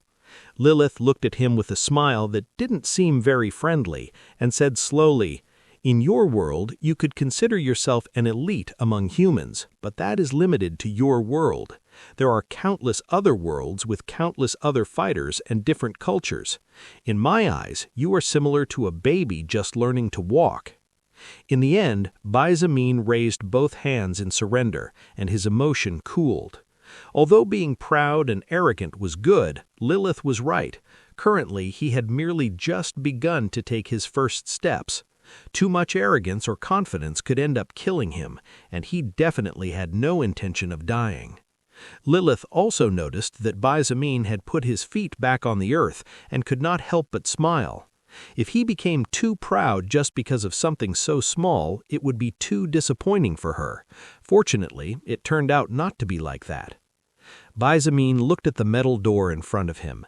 He could still hear the frantic banging of the creatures inside, trying to forcibly break down the door. "If the floor gets too stained, it will be a headache to clean it up later," Baizamin said casually, and opened the door without even hesitating. Immediately, like wild beasts released from their confinement, zombies staggered out from inside the cafeteria, their hands trying to capture their target as quickly as possible, and their blood-stained faces gave them an extremely horrible appearance. Baizamin did not even unsheath his sword. He took a big step forward and raised his right foot, directly striking the first zombie in the throat. The sound of bones breaking into countless pieces was extremely scary, and anyone who heard it would undoubtedly be shocked beyond what any words could describe. The struck zombie flew several meters away, hitting the zombies behind it. In the process, when it hit the floor, it was no longer moving. The zombie was still alive, since the brain was intact. However, Baizamin's kick had destroyed the jaw and crushed the upper bones of the spine. Therefore, although its brain still functioned, it could no longer use its mouth to bite, nor could it move its hands or feet. The zombie was no different than any other zombie killed by Baizamin before. No, if there was a difference, there was no blood flowing like water from a fountain. In total, there were more than 15 zombies inside the cafeteria. With almost 70 agility points, Baizamin's body was constantly flashing, appearing and disappearing amidst the group of zombies. The sound of bones breaking into pieces, along with the sound of the zombies' bodies hitting the walls and tables, was extremely clear in the place. Sometimes he used his fists, sometimes he used his palm or the side of his hands, his feet, his knees, and sometimes he used his elbows. Baizamin's whole body had become an extremely robust, sharp, and formidable weapon, capable of claiming the life of any enemy. Less than 10 seconds, all 15 zombies lay on the ground, alive, but no different than those who were actually dead. Some had all 4 limbs broken, others had their jaws snapped and their spinals separated into countless pieces, and the heads of others had been turned at an impossible angle, disconnecting the brain from the rest of the body. Baizamin's expression stayed impassive at the horrifying sight. With his blood manipulation skill, coupled with the experience of humanity's strongest elites, his heart could no longer be shaken by such a thing. However, the sound of bones breaking, the sound of bodies hitting the walls and tables naturally attracted the attention of other people. Shangguan Bingshu, Chen He, and Liang Peng appeared outside the cafeteria.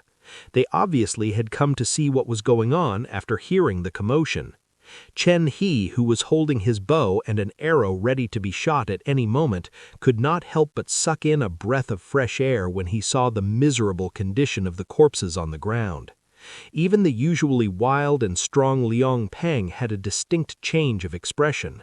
He looked at Baizamin standing amidst the corpses and could not help but mutter, "Is he still human or not?" On the other hand, Shangguan Bingshu's beautiful but cold face had a slight frown. Her cold eyes switched back and forth between Baizamin and the zombies on the ground. She had noticed that apart from the miserable condition their bodies were in, there were no bleeding wounds there. Even the creatures' heads were practically intact. The basketball court was quite large, and the stands had enough seats to fit a few thousand people without any problem. Currently, sitting in different seats, students and teachers looked in the direction of the cafeteria with fearful eyes. "Big Sister She, do you think something bad happened?" a small-built female student asked in a low voice as she hugged her knees and cuddled tightly in an effort to give herself warmth. "Shilan, don't worry. You also saw how strong Big Sister Bing Shui is. Even if some zombies appear, they won't be a problem against her. Wu Shi said in a firm tone, trying to sound as confident as possible, not only to convince her friend, but also to convince herself. Zi Shulan bit her lips tightly as her body trembled constantly. In the end, she could not hold back her tears and began to sob. "Big Sister Shi, I'm so scared. Sung Ching turned into a zombie suddenly, and Zhang Na was bitten to death. Many people died, and I won't be able to talk with them anymore." Wu Shi, who was barely containing her own emotions, finally couldn't help but start to cry. She had just tried to communicate with her family. Unfortunately, she got no response. She already feared the worst. "I'm cold. I want to wear dry clothes. I want to feel warm. I want to hear my mother's sermons again," Wu Shi whispered in tears. This kind of conversation could be heard everywhere inside the gymnasium. The students were terrified, waiting for a dark and unknown future. A few hours ago, they were all laughing and chatting happily, worrying about what kind of clothes they should buy to look their best. However, now all they wished for was dry clothes to relieve the bone-chilling cold. Even the teachers, who were the responsible adults, were in no position to relieve others when they themselves did not know if the next moment a strange creature would walk through the doors and claim their lives. What happened here? Shangguan Bingshui's cold voice was the first sound to break the silence of the place. Bai Zimin did not answer immediately. Instead, he gathered several tablecloths on the floor and tied it end to end, thus forming a huge square of cloth. Then he began to carefully move the body of the immobile zombies on top of the cloth square, while slowly explaining. "There's enough food in this cafeteria to sustain about 100 people for approximately a week. Besides, I don't feel comfortable in crowds either, so I'm planning to make this place my temporary resting area, so I'll take care of these zombies." "You took care of these zombies, you say?" Shangguan Bingshui muttered in a strange voice as she watched Bai Zimin work. Except for the initial glance, he had not looked back at them again and simply continued to work tirelessly. Many thoughts were constantly flashing in Shangguan Bingshui's mind, making it extremely difficult to comprehend her. Chen He was not thinking as many things as she was. He simply looked at Bai Zimin's back and asked, "May I ask how you—" "Right, we still don't know your name. You are—" "Bai Zimin," he casually replied. Bai Zimin wasn't trying to act cool. This was his real personality. Even before the world became chaotic, he was not good at dealing with many people due to certain past incidents. "I see, Bai Zimin. It's a pleasure to meet you," Chen He said politely with a smile. Chen He was extremely handsome. His archery skill allowed him to become the best in his club, and his grades were in the top 10 every semester. All these excellent qualities together with his unknown but powerful family made him the Prince Charming of countless beautiful girls. Even among the boys, he was popular because of his kindness. "Same here," Bai Zimin replied without much interest. His top priority now was to fully ensure his safety, then make a call home to check on his family's safety, and finally understand the rules of the new world better. Therefore, he was not interested in making friends with anyone, just as he had not been in the past. Chen He's expression became a little uncomfortable at Bai Zimin's clear coldness, and a bitter smile appeared on his handsome face. "How did you deal with them?" Shangguan Bingshui asked. She could see some blood stains on the ground. However, that blood was obviously from the 4 large mosquitoes that were dead and torn to pieces on the ground. Then Shangguan Bingshui was curious to know how it was possible that the young man in front of her killed the zombies without injuring them. "They are not dead. They are still alive," Bai Zimin replied, finally finishing dragging the 15 bodies. "What?" Shangguan Bingshui's cold and indifferent expression broke for a moment when she heard his words. Bai Zimin dragged the large square of cloth towards the exit with a bit of difficulty but with steady steps. Although his strength was 55 points in total, he had not yet reached a level where he could drag 15 adult people casually. As he walked, he replied, "These zombies are still alive. It's just that I destroyed all the connecting bones of the body, so even if the brain is intact, they are no different from dead zombies since they can't do anything. I didn't want to stain the ground where I will sleep with blood." Shangguan Bingshui's eyes lit up and she finally understood the reason why the zombies' bodies were in such a terrible condition. Previously, she had assumed that Bai Zimin was simply a barbaric and violent person, but after listening to his explanation, she understood that she had been wrong. Although she somewhat admired his strength, that was all. From her point of view, there was no trustworthy person in this place. To Shangwan Bing Shui, the only person she could trust a bit was her childhood friend Chen He. As for the rest, they were all useless, especially the men. Currently, Shangwan Bing Shui was surrounded by both men and women. Lian Xuen, the vice president of the Student Association, and Chen He, the skilled archer, were constantly trying to engage her in conversation. Liang Peng, the strong man with the terrifying hammer, looked at the bodies of some female students and teachers casually without caring too much about the world outside. After carrying the 15 zombies out of the place and dragging them to a nearby building, Bai Zimin returned to the gymnasium. He simply ignored the stares he was receiving and walked away quietly with no intention of chatting with anyone. Upon arriving at the cafeteria, Bai Zimin used his blood manipulation skill to remove the blood that stained the floor, sending it through the broken window to the outside. Because the glass was broken, rainwater was constantly pouring in, and the areas near the windows were soaked. In addition, the cold was really unbearable. After a few minutes of consideration, Bai Zimin ripped the legs of several tables and used the tops to cover the windows one by one. To prevent the wood from falling off, he used several cabinets and refrigerators inside the room, thus sealing out rain, wind, and decreasing the chances of an insect getting in. Then Bai Zimin closed the door and locked himself inside the cafeteria. He turned on a dim light and sat on a chair away from the window and door to rest. 5 minutes later, he took his cell phone out of his backpack and with trembling hands called his mother. "The number you wish to reach is out of service or out of battery. Please try again later." Bai Zimin took a deep breath to calm himself, not wanting to think about the worst-case scenario. With lingering fear, he dialed Meng Qi's number. "The number you wish to reach is out of service or out of battery. Please try again later." Receiving the same message again, Bai Zimin couldn't help but put the cell phone down and leave it on the table. He slumped gently onto the chair, and as he listened to the steady sound of lightning, his eyes flooded slightly with tears. Although he did not want to think about it, it was clear to Bai Zimin that the probability that his family had died was very high indeed. After all, many people had turned into zombies without warning. Zombies had started attacking ruthlessly, insects had evolved, and even domestic animals had turned wild. However, he really wasn't willing. The only real thing he had was his family after all. Barely resisting the urge to cry, Bai Zimin picked up his cell phone again and dialed his father's number. Sitting in a nearby chair, Lilith felt a bit sad for him as she watched him act like a small child about to cry.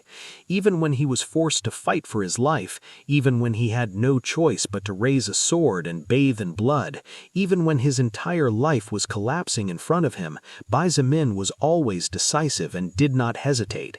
He fought when it was necessary to fight and used his brain to perfection to survive. However, in the face of his family's possible death, his calm had flown out of the window. The reason why Lilith felt a little sad about Bai Zimin's situation was because she had decided to trust and believe in him since she currently had her own problems.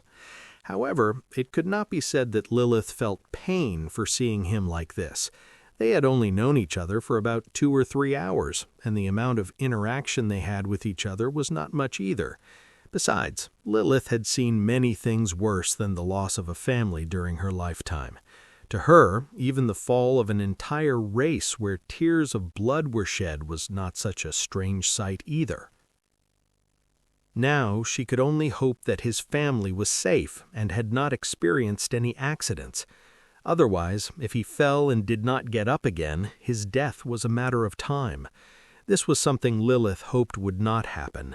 Unfortunately, people's fate sometimes turned out to be extremely cruel. "The number you wish to reach is out of service or out of battery. Please try again." Bang! Bai Zimin didn't even wait for the message to end when he smashed the cell phone against the wall in front of him, completely destroying it with no way of salvation. Without even waiting for all the parts of his phone to fall to the ground, Bai Zimin grabbed the chair he was sitting on and slammed it with all his might against the floor. The wood broke into countless pieces and splinters flew everywhere. As if he had gone mad, Baizamin grabbed everything near him and destroyed it without caring about the quantity of noise he was making or if his attitude could scare the people outside the cafeteria. After destroying more than 20 chairs and several tables, Baizamin's stamina began to rot lazily due to the misuse of his strength, exhausting him faster than usual. He slumped on the floor, leaning his back against the wall and covered his face with one hand. Lilith looked at him silently and waited for him to vent all the frustration, sadness, anger, and pain he felt. The cafeteria fell silent, and the only sound that could be heard was the sound of thunder coming from outside. The faint, distant light that acted as illumination could barely provide a scarce source of heat, practically non-existent amidst such a gloomy environment. Baizamin did not cry. After venting in an illogical but realistic manner, he simply became silent and motionless. He had once been betrayed by people he trusted from the bottom of his heart in the past. At that time, he had felt as if his world had collapsed before his eyes, and he no longer felt like doing anything. Even leaving his room was a challenge every day. In the midst of all that sadness, pain, and desolation, his family was there for him, just as they had always been, but he hadn't noticed. From that moment on, Baizamin had changed drastically. He stopped going out with friends, didn't spend time worrying about having a relationship with a woman, and devoted all his time to studying and working hard to give his family a better life. However, in about 3 hours, everything he had been fighting for many years was gone. His family, the only source of warmth that made him feel comfortable, had probably died. Every time he imagined his father, his mother, or his adopted younger sister crying and asking for help before they died, his blood boiled furiously as if a volcano was about to burst. 20 minutes later, Lilith finally spoke. "Baizamin, your family is probably still alive." His body shuddered softly, but he did not respond. He stayed silent, longing to hear her next words. Although Baizamin did not know how strong Lilith was, even after becoming much more powerful than he was in the past, he felt that a snap of her fingers was more than enough to erase his existence if she really wanted it. Therefore, her words at this moment were very important to him. When the soul record arrives in a new world, the mana that was always in that world but was inactive finally begins to move everywhere. Now imagine you spent 20 years in bed and suddenly you abruptly get up and start running at full speed. What do you think will happen? Baizamin raised his head softly and looked at her. In a slightly hoarse voice, he replied, "Everything would collapse. The muscles can't support the weight of the body, the ligaments can't withstand the pressure, and the heart can't pump enough blood after beating so smoothly for so long." "Right. It would all come crashing down," Lilith nodded softly and continued. "That is precisely what is happening now.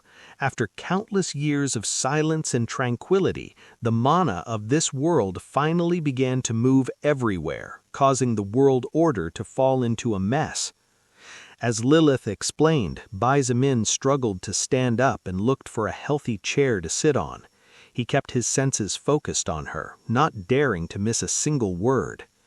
Humans have a weak body by nature, so most of them failed to withstand the shock of the mana wave, turning into those mutated creatures, stronger and with unlimited stamina fueled by the world's mana, but without any intelligence. On the other hand, animals possessing a more resilient body and plants with superior life expectancy are much more likely to adapt to the mana, evolving and growing to become terrifying creatures. Now, Baizamin understood many things after listening to Lilith's explanation, from the initial function of this strange entity called soul record to the reason why so many humans turned into zombies and why previously harmless insects and animals had suddenly changed so much. At this moment, however, he could care less about all of that. "So what about my family?" he asked in an apathetic voice. Although Bai Zimin's voice was practically impassive, Lilith, who had seen millions of lives throughout her wandering, could notice the waver in his gaze when he asked that question. Obviously, although he was trying to act calm, his heart was in chaos as he tried to cling to any hope. In addition to living beings, there is also the possibility that electronic objects will suffer from the monowave. Then it is not impossible that the communication devices would be damaged or the distance reached by the signal would have been infinitely shortened. Bai Zimin's eyes glinted as he listened to her explanation. Indeed, Lilith's words made quite a bit of sense if one carefully observed the illogical world outside the window. Seeing his change of expression and his eyes regaining their color, Lilith quickly added, "Besides, don't forget that during the chaos your family might have also lost their cell phones or simply didn't have time to pick it up." Bai Zimin finally could not help but stand up. His previously dull gaze had flared up once again, burning with hope. Previously, he had been overwhelmed with emotions, unable to think of even something as small as what Lilith had just mentioned. In fact, it was very plausible that his family simply didn't have time to pick up their cell phones, or they simply broke during their escape. Even if it was all a fleeting hope, Bai Zimin was not willing to let it slip away. He advanced with a big step to the chair where Lilith was sitting and hugged her gently as he said softly, "Thank you." Unconsciously, he could not help but be amazed at the exquisite scent of roses that Lilith's body exuded. Her soft, dark hair lightly caressed his face as if it were his lover's caress. After experiencing hell and then being ascended back to the heavens, even his first-order blood manipulation could do nothing to calm his heart. With unstable emotions, he simply wasn't thinking with complete rationality. Lilith knew this perfectly, so she didn't bother to push him away. To her, Bai Zimin was a little boy. On the contrary, she joked, "Come on, don't be a spoil sport." As if he had received an electroshock, Bai Zimin quickly backed away from her and looked at her suspiciously as he said, "You can forget about it." In fact, if it wasn't for the heat of the moment and the emotions clouding his judgment, Bai Zimin definitely would not dare to approach Lilith. Her whole being was too charming, and every action of hers was brimming with seductiveness. Even he, who was usually quite calm, did not have the slightest confidence in resisting if she really wanted it. After saying that, Lilith promptly informed him, "Bai Zimin, there are 2 more people outside the cafeteria." Zhonghui stared at the door and stood up slightly, his eyes flaring up with hope as he asked, "Is the beautiful lady mentioning my family?"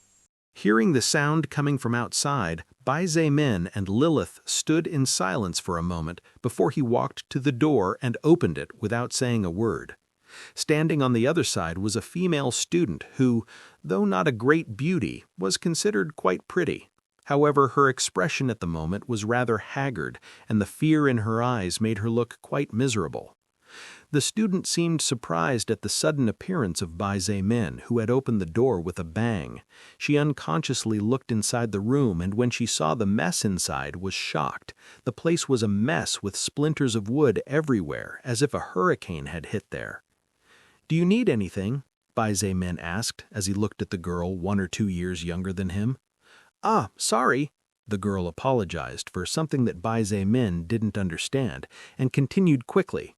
"Big Brother Bai, some of the teachers, Big Sister Shangguan, Big Brother Chen, and the rest are about to have a meeting to decide what to do next. Therefore, they would like you to participate as well." This student's name was Kai Jingyi, and before the world changed, she was a student of international relations. She was very smart about human relations and emotions. Now that everything changed, Kai Jingyi was also clear that she would be more likely to survive by following someone powerful. At the same time, it was essential to be careful not to offend anyone, because the rules would not necessarily remain the same as before. Hearing her words, Bai Zimin was silent for a moment before nodding. "All right, thank you for informing me. I'll be there in a moment." He was not surprised that the girl in front of him knew his name. After all, he had worked. It was only natural that someone would start spreading his name around, especially those people whose lives he had saved. Kai Jing-yi quickly excused herself and left. She could sense that the young man's mood before her was not particularly good, so she was worried about saying the wrong word. Before Bai Min could say anything, Lilith advised, "Bai Min, remember that the world you live in has changed and will no longer be what it once was. Although it might not be so obvious now since it is only the beginning of a new era, gradually people will change. Be careful of the people around you, or your death might not be caused by a monster or mutated plant." Bai Min looked at her silently, pondering her words. After several seconds, he nodded slowly and thanked. "Thank you for your advice. I will remember it." Lilith threw him a flying kiss and gave him a charming smile in response. Bai Min didn't dare look at her for too long and quickly closed the door behind him as he walked away in the direction of the basketball court. At his reaction, Lilith giggled softly, causing her ample breasts to sway invitingly. Fortunately or unfortunately, there was no man to witness such a wonderful but at the same time dangerous spectacle. After Bai Min's nerves calmed and the tension he felt on his body due to the constant dangers in seemingly endless battles, he finally paid more attention to the people around him and easily noticed many things on his way to the basketball court. Most of the people, regardless of whether they were male or female, teachers or students, had eyes filled with apprehension and looked at their surroundings with constant vigilance. Some of them even had signs of insanity, clutching their hair tightly and muttering incoherent things before they started laughing out loud as if something funny had happened. Seeing all this, Bai Min couldn't help but agree with the advice Lilith had given him. Unconsciously, he lifted his guard a notch higher, not wanting one of these people to stab him in the back. Bai Min didn't want to die, let alone die by the hands of another human. As he approached a corner far away from the rest, Bai Min saw Shangguan Bing Shui, Chen He, Peng Liang, as well as 4 teachers, 3 men and 1 woman. The woman was Jia Zhao, whom Bai Min had rescued earlier. Seeing him approaching, the group of 7 people stopped their conversation and looked at him with different emotions: gratitude, curiosity, indifference, kindness, mistrust, and many other emotions coming from different people. When he finally joined the group, Liang Peng smiled carelessly and greeted him casually. "Yo, little brother Bai Min." "Hey," Bai Min greeted him back with a brief nod. Although Liang Peng possessed terrifying strength, his thoughts seemed to be too simple. Now that teachers with the ability to think without being affected by the fear, as well as people capable of fighting, are here, let's start this meeting. Shangguan Bing Shui did not dawdle and immediately went to the point. She also did not give another glance to Bai Nen, nor did she say anything about him keeping a room for himself. Currently, there were many people sleeping in the same place, and although they were not crowded together, it was definitely not as comfortable as having a private place to themselves. Even Shangguan Bing Shui and the rest had no such benefit. Many people were naturally dissatisfied with him taking such a large place for himself. It was just that no one dared to express it after witnessing his strength or hearing about it. As for Shangguan Bing Shui, she simply didn't care. "Wait a minute." Bai Min stopped her before she continued. Shangguan Bing Shui frowned slightly but said nothing and simply looked at him silently, waiting for his next words. "If you want to gather people with the courage to fight and some ability, Vice President Lian Shun should be here too," Bai Min pointed out. "Oh." Shangguan Bing Shui's blue eyes had a strange glint in them when she heard his words. She looked in the direction of where Lian Shun stood, and seeing him smile charmingly at her, filled her heart with disgust. "I don't think that's necessary," Shangguan Bing Shui said coldly. Her tone contained a hint of mockery and disdain as she said, "He even hid from me that he could fight those creatures, which means he is a coward. Such a person, instead of helping, will only become a burden in times of need." Bai Min simply shrugged his shoulders and did not comment any further. "Then let's continue." Shangguan Bingshui frowned and explained her concerns. Currently, the storm is quite fierce. As each of us headed in this direction, saving other people in the process, it was inevitable that we and the others would get wet.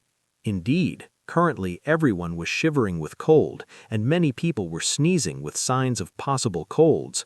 With their clothes completely wet and the cold weather, the body temperature had plummeted all at once, and the arrival of illnesses was only a matter of time. Even Shangguan Bingshui's white dress was soaked and clung tightly to her seductive body. This had attracted the attention of the local men, regardless of whether he was a teacher or a student.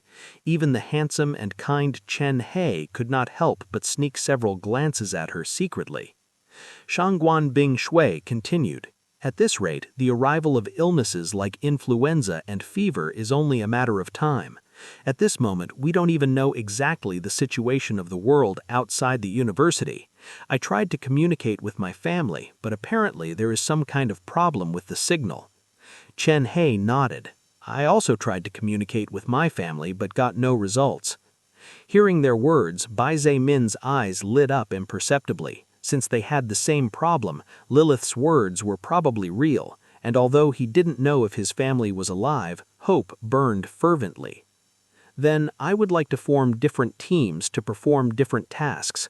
One team will be in charge of searching for clothes from the male dormitory and the female dormitory, saving the people who are still alive in the process. Another team will be in charge of going to the university pharmacy in search of cold medicine, fever medicine, and whatever else is possible." Chen He added, "In the cafeteria, Bai Zemin found enough food to feed more than 100 people for a week. Even if we add more people, the rations should be able to last for about 3 days. That's more than enough time for the army and police to make their move." Hearing his words, almost everyone let out a small sigh of relief. Even if the zombies were many, or even if those strange mutated creatures were powerful, in the face of the power of modern firearms, they were nothing to be feared. Only Bai Zemin and Shangguan Bingshui had indifferent expressions and kept their own thoughts to themselves. Seeing that no one had anything against her words, Shangguan Bingshui nodded and continued, "Now we should form teams and divide tasks. The teams should be formed in the best possible way to avoid unnecessary losses. Wait a minute, I'd like to move alone." So far, Shangguan Bingshu's speech and explanations were extremely logical. It was precisely for this reason that no one had interrupted her until now, and even the teachers only watched from the sidelines without saying anything about it. She was truly worthy of being the Student Association president of one of the most prestigious universities in the whole country. What no one expected, however, was that a voice would abruptly interrupt. "Wait a moment, I'd like to move alone." Everyone's eyes automatically turned to the person who had just spoken with different expressions. Chen He had an expression that looked unsure whether to cry or laugh. Liang Peng looked too stupefied to react, and the teachers had different kinds of thoughts that their expressions gave away. On the other hand, Shangguan Bingshu gave Bai Zemin a slightly weary look and said coldly, "You want to go alone? Are you crazy?" Bai Zemin remained unperturbed and did not care about the expression of the beautiful woman in front of him. Calmly, he slowly said, "Whether I am crazy or not, you need not worry about my mental health, Miss Shangguan." Zhao Zhao, Bai Zemin's teacher, could not help but try to persuade him. "Student Bai, why don't you consider it a little more? With the strength of the 4 of you together, you should be fine against anything, and the chances of survival would certainly be higher." Bai Zemin shook his head and said nothing more. Obviously, he had already made up his mind. It was a pity that none of these people knew him, otherwise they would know that once Bai Zemin took a decision, it was practically impossible to make him change his mind. "You are just acting selfishly and risking your life pointlessly. Do as you please." Shangguan Bingshu looked at him coldly. In fact, her gaze was so cold that it seemed to have the capacity to pierce into people's souls and freeze them completely. "Then that's what I'll do. Bai Zimin nodded calmly and turned to leave as he said, "Considering the current time, I guess this task will be left for another time. Tomorrow you can tell me what my task is. Good night, everyone." Without another backward glance, Bai Zimin left and disappeared to the end of the corridor. "He seems to be a pretty cold guy, doesn't he?" Chen He scratched his head and said with a forced smile. However, although he looked casual on the outside, inside he was incredibly surprised.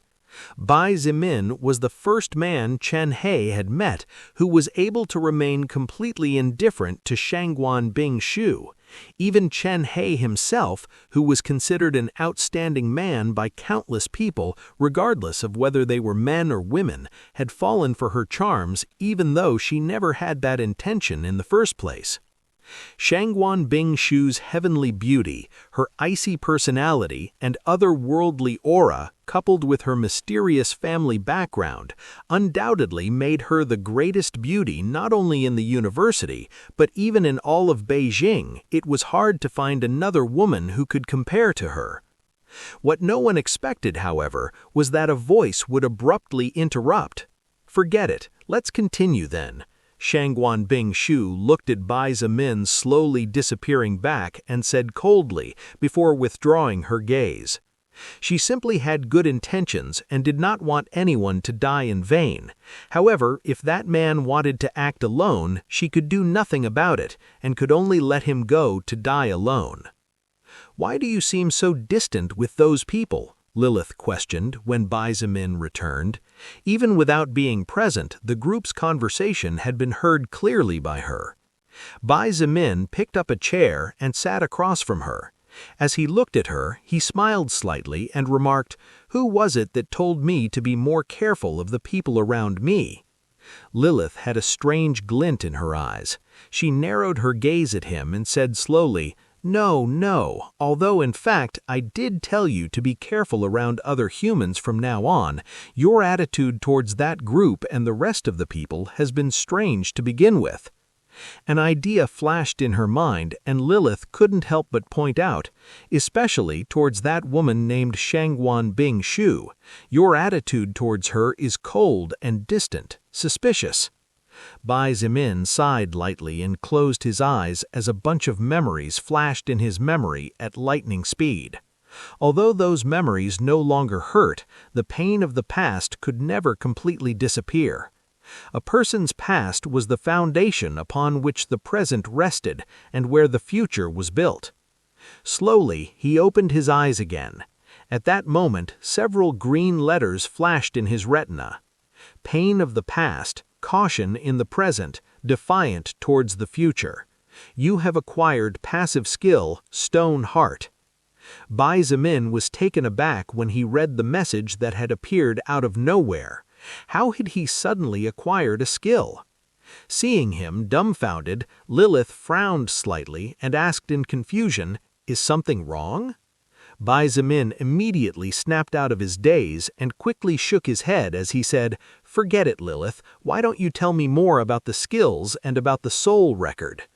Lilith looked at him deeply before finally sighing lightly and said, "All right, since you don't want to talk about it, let me explain a bit about the soul record."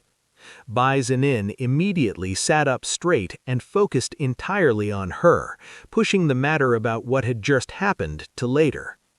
The soul record is an unknown entity that no one has ever come to fully understand.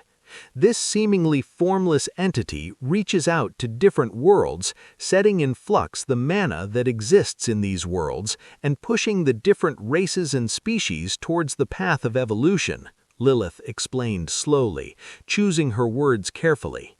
As you have already seen for yourself, when defeating enemies, an orb of light comes out of their bodies and yours absorbs it. Those orbs contain soul power within them. The soul record concentrates a small part of the defeated enemy's soul power and grants it to the winner. The defeated one becomes a source of evolutionary power for the victor, pushing the winner beyond.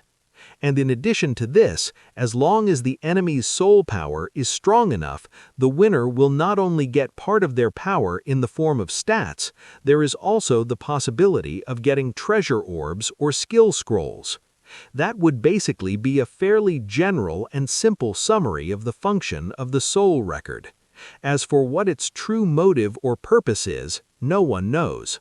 Lilith paused and looked at Bai Zimin in silence.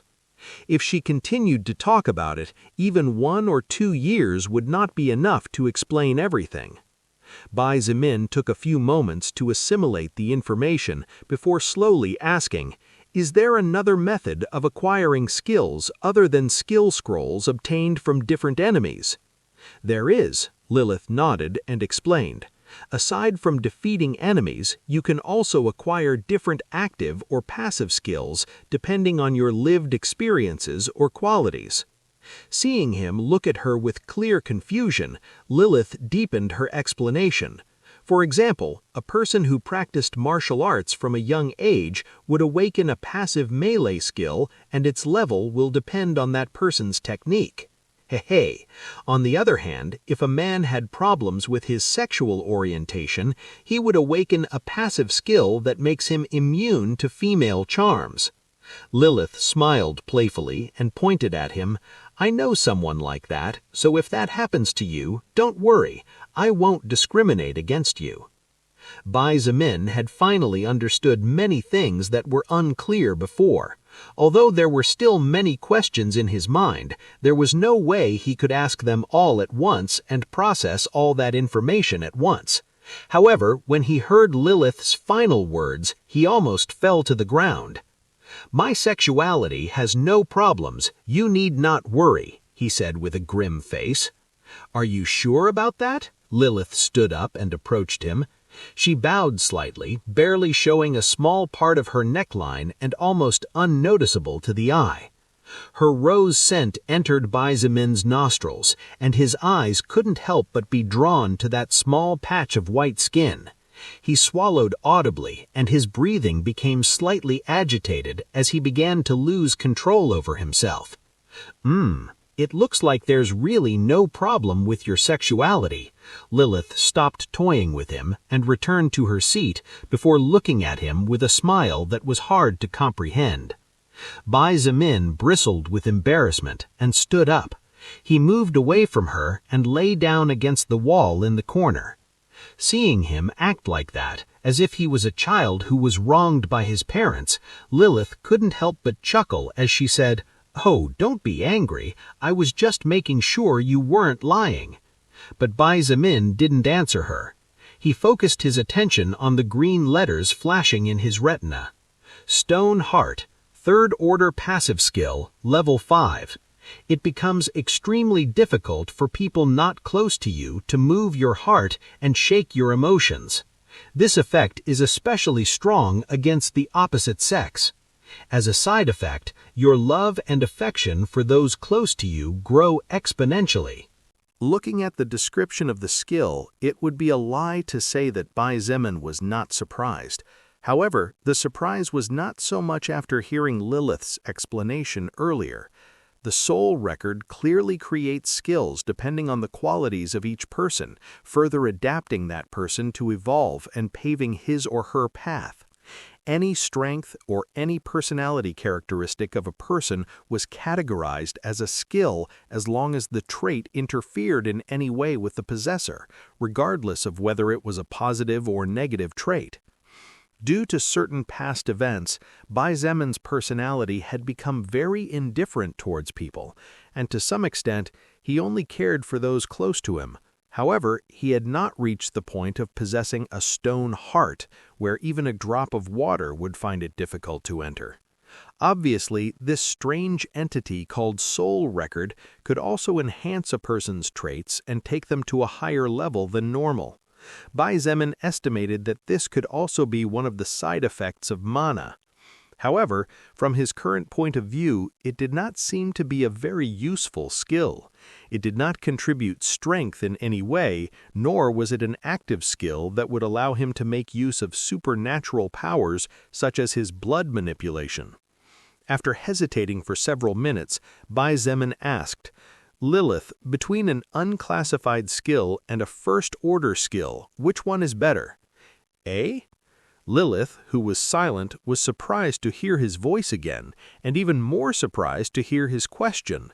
However, she soon seemed to understand something when she softly exclaimed, "Ah, you ask this because of your skill Blood Manipulation and your passive skill Special Forces Soldier, right?"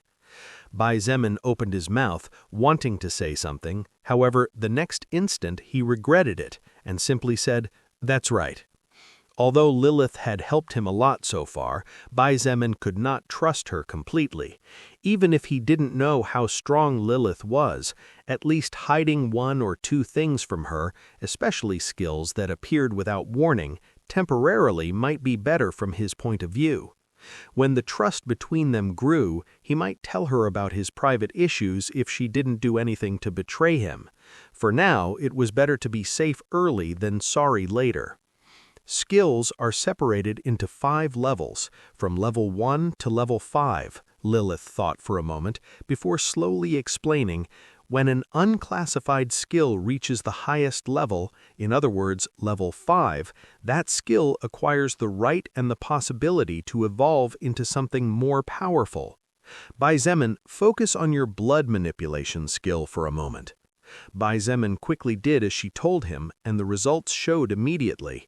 A window with many green letters flashed in his retina, displaying a message.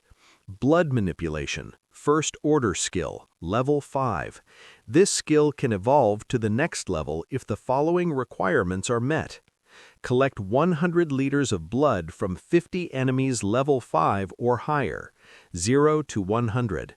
Collect 10 liters of blood from 5 first-order enemies, 0 to 10. Collect 1 liter of blood from 1 second-order enemy, 0 to 1. This is what it says here. Bai Zemin was surprised, before he began to describe in detail everything the status window described.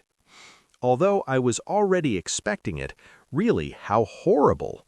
Lilith whispered with a bitter smile after hearing the requirements needed to evolve the blood manipulation skill. Hearing her words filled with bitterness, Bai Zemin's heart couldn't help but sink when he asked, "Is something wrong?" "Bai Zemin, your blood manipulation skill is much, much more powerful than you imagine." Lilith took a deep breath before speaking in a serious voice. After defeating an enemy for the first time after the arrival of the soul record, depending on the level, the qualities of the defeated enemy, as well as luck, a skill roll will definitely drop no matter what. From the corner where he was sitting, Bai Zemin stared at her. His eyes from the darkness looked exceptionally bright, a proof of how focused he was currently. The qualities of a normal human at their maximum definitely did not exceed 10 stat points before the advent of the soul record. However, due to your high magical power, your body and physical conditions were slightly higher than normal, Lilith revealed, and after thinking for a moment, continued, "A normal level 2 monster is generally twice as powerful to a normal person, so unless that person is very lucky or knows and possesses some means to defend themselves, that person will definitely die. Now do you realize how lucky you were to be able to kill that level 5B?" she finished with a serious question. Bai Zemin couldn't help but nod unconsciously. If it wasn't because all the circumstances were in his favor, as well as a stroke of luck back then, he definitely couldn't have killed that level 5 big bee. Due to the characteristics of the normal bee, when evolving, the bee needed blood to evolve, and you, by defeating such a monster with a significantly lower level, naturally acquired a very strong skill, Lilith said. "Although I know my blood manipulation is strong, I don't think it's as terrifying as you describe it, no?" Bai Zemin couldn't help but point out. "If my skill was as strong as Lilith made it sound, then shouldn't I be invincible?" After all, Lilith's tone was truly surprised even after seeing the blood manipulation skill scroll. "You say that because right now you can only use that skill to do small things without great effect. When your skill starts to evolve," Lilith's eyes lit up with a hint of joy indiscernible to Bai Zemin, before continuing, "In my life, you are the first person that I know managed to acquire a first-order skill at its peak level. Even the leaders of the various higher existent factions were unable to do such a thing before they got to where they are today." When he heard this, Bai Zemin felt excited and couldn't help but ask, while complaining, "Lilith, what is this lower existences and higher existences you've been talking about all this time? To be honest, it's a bit annoying to hear you refer to me as a lower existence all the time." Lilith blinked her two beautiful eyes slightly in surprise, before shaking her head and saying, "I apologize for that. No offense. It's just habit. I had no bad intentions, nor was it my intention to make fun of you. As for what the higher existences are, you don't need to know it temporarily. For now, just worry about reaching level 25 as quickly as possible."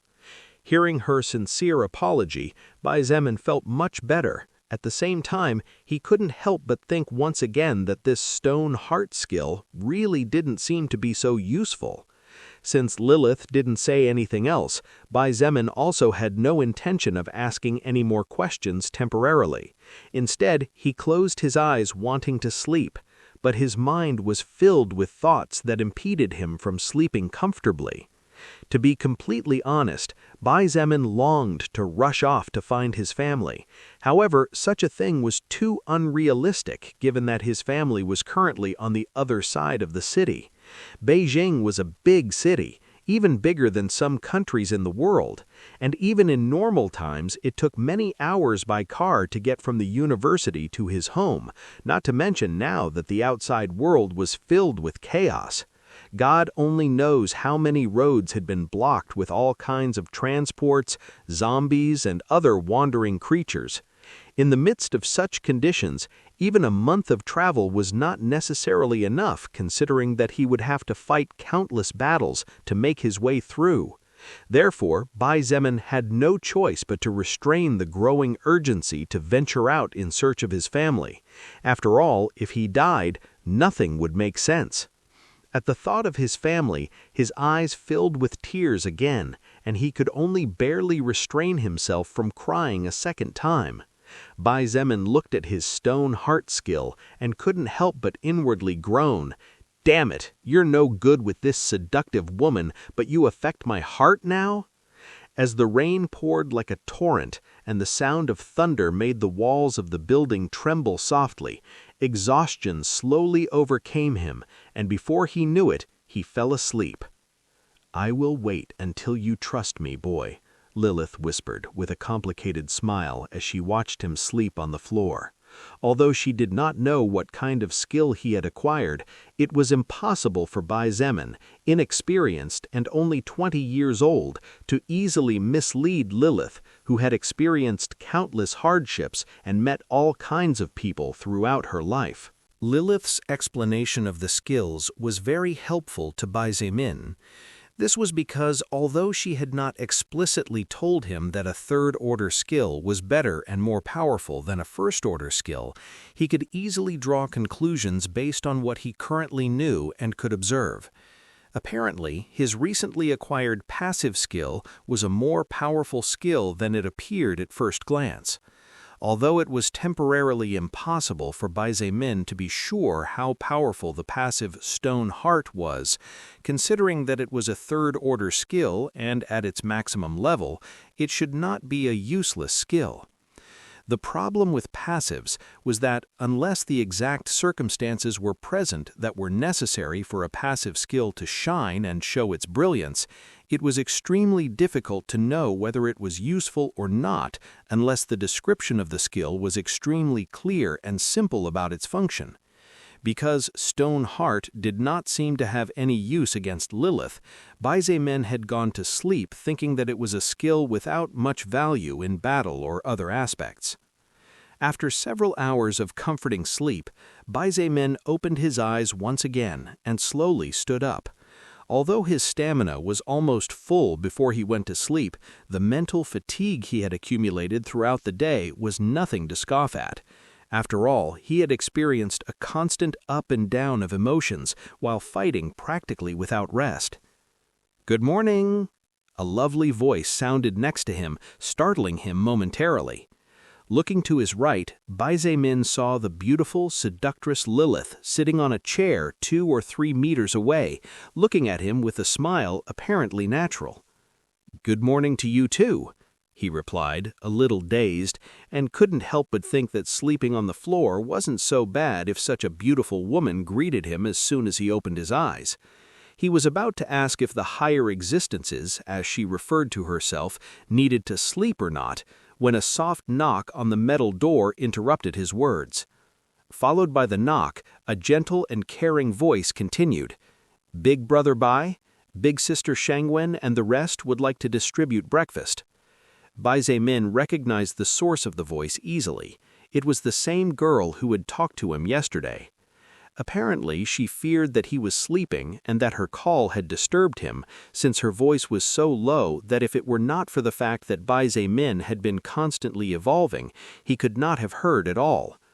Without saying anything, Bai Min opened the door and said slowly, "I understand. You can go and tell Miss Shangwen that she can bring the students now."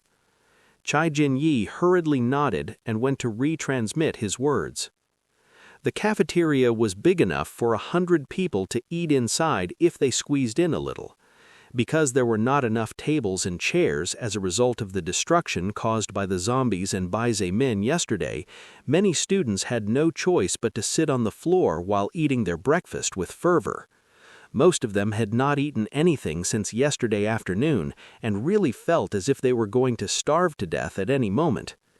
The atmosphere inside the room was extremely gloomy, and if it weren't for the electric light still being on, many people probably couldn't help but cower in fear.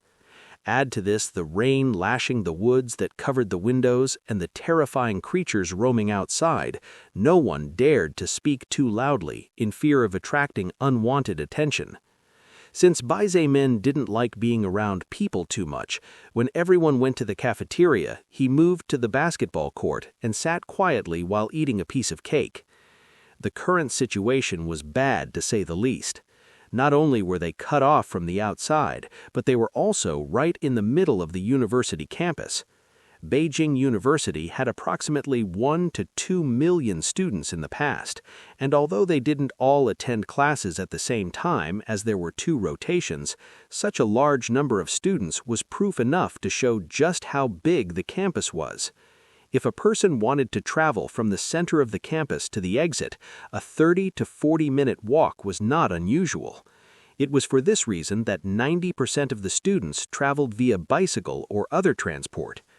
However, riding a bicycle in this new world was no different than courting death. Even a normal vehicle was not a good choice. As he ate his meal with a frown, thinking of countless matters, a series of footsteps in his direction momentarily distracted him. Looking towards the source of the sound, Bai Min saw the handsome and skillful Chen He, the beautiful and powerful Shangwen Bingshu, as well as the strong and seemingly simple-minded Liang Peng walking towards him with varying expressions. "Good morning." Chen He was the first to greet him.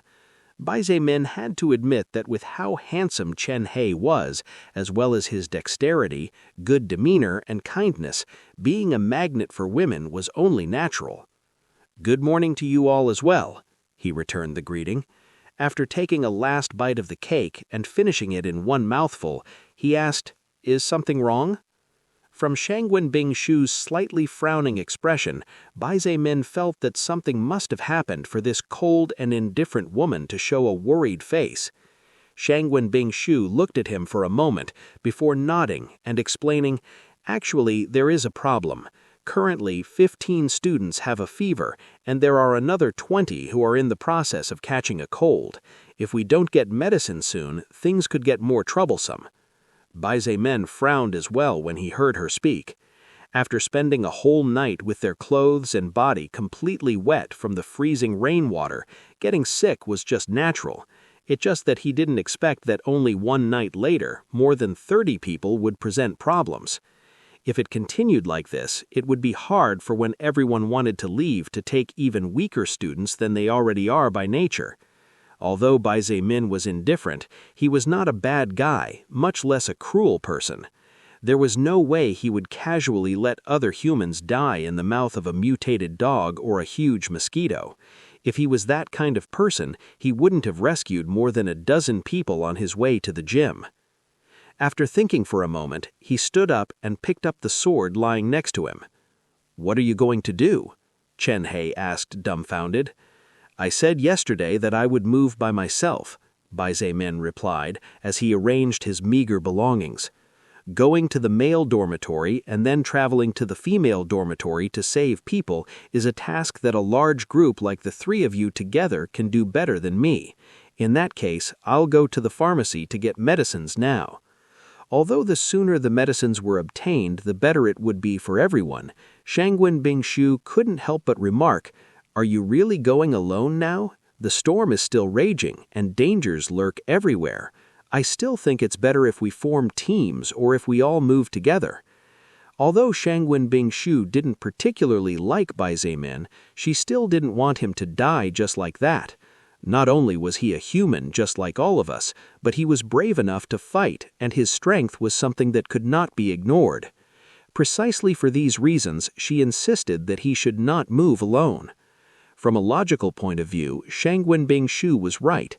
After all, moving alone with such horrible weather, the chaotic world, and countless unknown dangers as well as misinformation was no different than dancing with the Grim Reaper hand to hand. Bai Zemin naturally knew this as well. He looked at her for a moment before shaking his head and slowly saying, "Miss Shangwen, I know you don't like me. To be honest, I don't like you very much either. Still, I know you mean well, so I thank you for that. However, you don't need to worry about my safety." Bai Zemin walked towards the exit and finished his sentence in a low voice. "At least until I find my family, I have no intentions of dying in the mouth of some dog or any cat." As to whether Shangwen Bingshu, Chen He, and Peng Lian heard him or not, he neither knew nor cared. The wind hit him fiercely as he opened the metal door leading to the exit, and the rain fell on him like a wild torrent. Only a few seconds were sufficient for his head and the front of his body to be completely covered in it. Bang! With a loud bang, Bai Zemin closed the door behind him and disappeared into the thick fog. However, with the loud sound of thunder, the sound he had just made did not attract any particular creature.